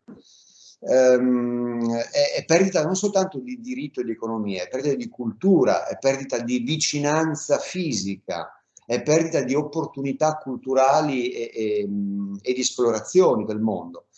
Occorrerebbe vedere l'Unione Europea e l'integrazione europea come una opportunità, non meramente in modo strumentale all'affermazione individualistica dei cittadini o degli Stati. Grazie mille per l'incontro, è stato molto interessante. Bene, grazie. Fabio Spitaleri. Sì, solo una battuta attaccandomi a quello che diceva il professor Amadeo, che mi ha ricordato un bel libro di qualche anno fa di Riccardo Perisic, Stare in Europa, sogno, incubo e realtà, che consiglio di leggere. Forse l'Europa è un po' meno sogno, però credo che sia molto più realtà. La Banca Centrale Europea è un'istituzione solida, la Commissione è un'istituzione solida, la Banca Europea degli Investimenti è un organismo finanziario solido, quindi è vero, forse è meno sogno, ma forse è un po' più realtà. E poi volevo chiudere salutando e ringraziando ovviamente tutti i colleghi e tutti coloro che pazientemente ci hanno ascoltato e seguiti. Bene, allora alla fine ritorniamo alle istituzioni, un po' riprendendo quello che in parte diceva anche Claudio Classati prima. Io, se non ci sono altre osservazioni, a questo punto direi che sì, posso dichiarare ufficialmente chiusa la nostra tavola rotonda, ringraziare tutti quanti voi che avete preso parte intervenendo a questo nostro incontro. Convoco sin d'ora, e lo faccio ufficialmente in questa sede, Claudio Cressati e Stefano Amadeo domani mattina tra le 8:30 e le 9 per l'ultima trasmissione radiofonica su Onde Furlane, per fare un po' il bilancio della nostra tavola rotonda di quest'oggi. Chiedo a Elisabetta Bergamini se ha qualcosa da aggiungere in conclusione come messaggio di saluto. No, penso che sia stato detto tutto, in particolare questa conclusione già sulla fiducia, sulla solidità dell'Unione Europea, credo che sia assolutamente il quadro sul quale chiudere una tavola rotonda di questo tipo. Grazie. Insomma, fiducia come presupposto per speranza del futuro, nonostante tutte le situazioni anche complicate che un po' abbiamo sviscerato, abbiamo descritto quest'oggi. Allora sì, mi assumo la responsabilità anche di portarvi il saluto di Stefano Pilotto, che ci ha abbandonato qualche minuto fa per motivi professionali. Grazie a tutti, Hvala lepa in nasvidenje, Dankeschön und auf Wiedersehen. Grazie e arrivederci e buona serata.